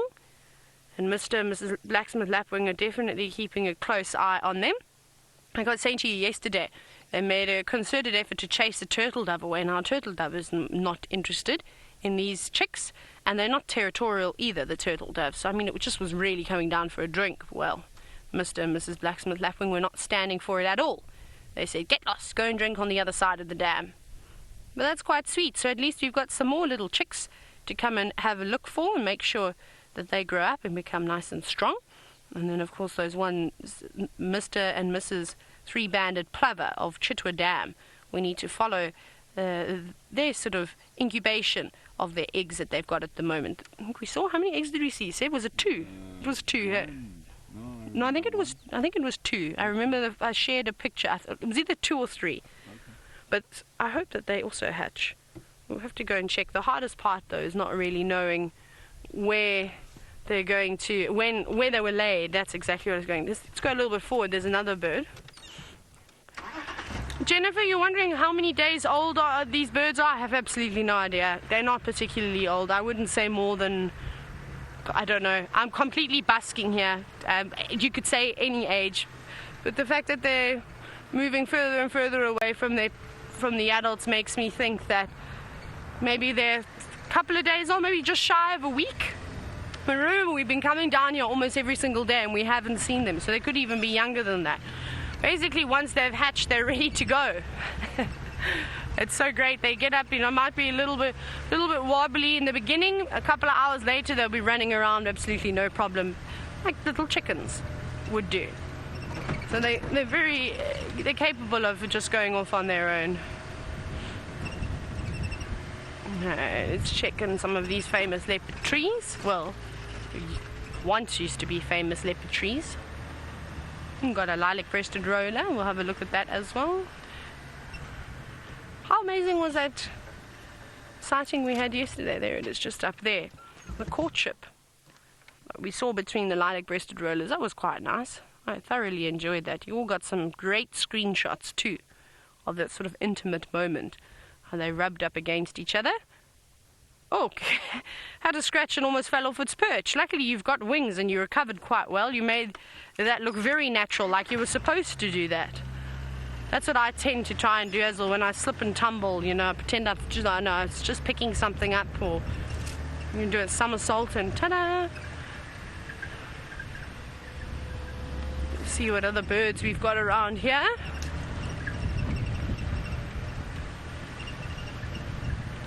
It's amazing though, normally we're lucky and the birds are great gap fillers, but even they seem to be taking a break. I don't know where they've all gone to. It's not like the ones that we're seeing now are migrants or anything. They hang around in these areas, they're residents. Perhaps they've just moved off to a different part of Djuma, where there's maybe more insects around, if they are insect feeders. And I suppose all the birds that are eating fruits are going to be down in the drainage lines feeding on the jackalberries, because that's the next fruit that's almost ripe. Some of them can't control themselves, they can't wait, they're not very patient, and they've already started eating the bright green ones, and they're quite sour. Something I've always wondered is the taste. Do birds have taste buds? I don't actually know. I've actually got a good book here, but it would take me a bit of time to scroll through to see if they talk about taste buds on birds. Maybe not. Maybe they don't have any at all, or not as many as us as humans have.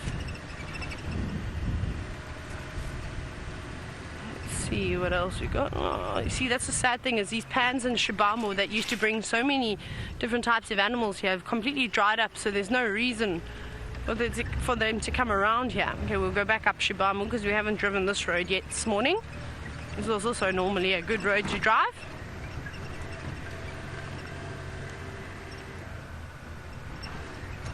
What's that? Nothing. Wow! So Chantal's just done a bit of interwebbing. She says that birds do have taste buds. They have between 300 and 400 taste buds, whereas we as humans have 9,000. That is amazing. Thank you, Chantal. That's very interesting. It would have been in this book, but like I said, it's just a nightmare to try and scroll through it right now and try and drive. But that's quite interesting. Okay. So I wonder if they're affected by the sort of the tartness of that fruit, because if you've ever put a jackalberry fruit in your mouth, it's terrible. It's not nice. And of course, they will have that sourness to it because they don't want anything to eat it just yet, because we find that the seeds probably haven't even developed properly. And that's quite interesting. Well, we know where to find the go-away birds and the African green pigeons and the crested barbets. That's on Inyala Road North. We just go there and guaranteed to see those sightings. What else is around here likes to eat fruit? Well, there's so many different types of birds that eat fruit. I think the three that I mentioned are the most common. It's really a pity that we don't see the purple-crested Turako, and we don't see the trumpeter hornbills as often as we like. Every now and then you hear the trumpeter hornbills on the dam cam. I'm not sure where they're feeding though that you would hear them, because there don't seem to be any particularly big fruit trees near the dam, other than if you go maybe towards the rooms at Vuyatela Lodge. I suppose there's a couple of big jackalberries in there, but that's it. It's not littered with fruit trees. Oh my goodness, we've only got 5 minutes left. What are we going to find? Animals, show yourselves. Duikers, steenbok. Flock of guinea fowl, that would be nice. I wouldn't mind sitting watching a flock of guinea fowl frolic about in the grass, kicking maybe open some elephant tongue. Wouldn't that be nice? Check it on there. Very quiet in terms of tracks. The odd hyena track, but no lion tracks. Plenty of impala tracks. Please, everybody, put positive vibes out to the world today that the elephants return, because I really am missing them. I need an elephant fix. It's been a quiet few days. Hi, Kudu, don't run. Let me see if I can go back, because there was actually, that one might be a bit better over there. So there's this kudu cow that's just standing off to the right, and this is actually where Shadow had a kill once. She had a little, I think it was a Duiker kill that morning when we had 5 leopards in like about a 2-kilometer radius. Remember, Ali and I were driving. It was so exciting. We had Tingana on a warthog kill, and we had Shadow and Cub that were here, but they disappeared. They got a fright when Herbie found them. And then we also had Tamba and Shongile. That was an amazing morning. That was the leopard, was it the leopard fiesta? And what did I say? It was so funny. As I ended the show, I went, leopard fiasco. And then started giggling and went, tell her that was the complete opposite of the word. Sometimes I don't even know what I'm talking about. Actually, most of the time.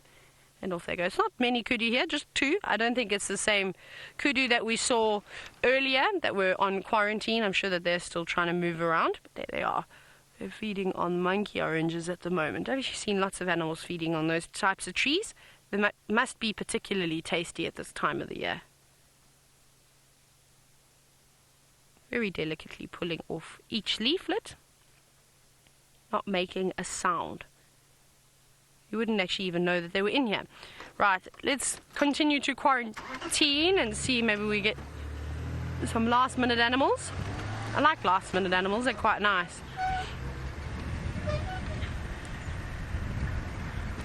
Lots of impala down there. Hi Impala, are you sitting down to have a rest? Now, Adele and Natalie, you've said, what do I think is the best animal sound that I can make? I don't know. What is the best animal sound that I can make? What do you think? I can do vervet monkey. I've been practicing.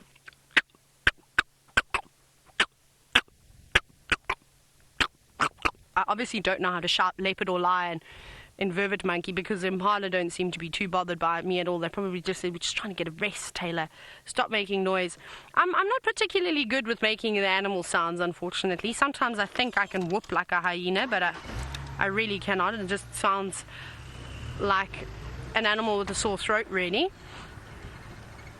Sorry, fellas, I didn't mean to wake you. You can go back to sleep now. I'm going. I'll leave you all. So I'm not sure. Seb, what animal noise do you like to make? Or can you make? Okay, go for it. That's impressive. That's much better hyena whoop than I can do. Oh, I can do the You can do the hardy-da. That is the worst hardy-da sound I've ever heard in my entire life. I hope you all heard that I did. Seb went, nah, nah. I don't know if we have a bird that goes. Now it sounds like you're going caw caw. No, Sam.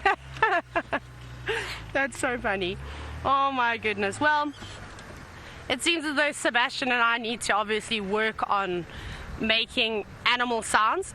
So perhaps we'll practice so we're well prepared to keep you all entertained for the Sunset Safari.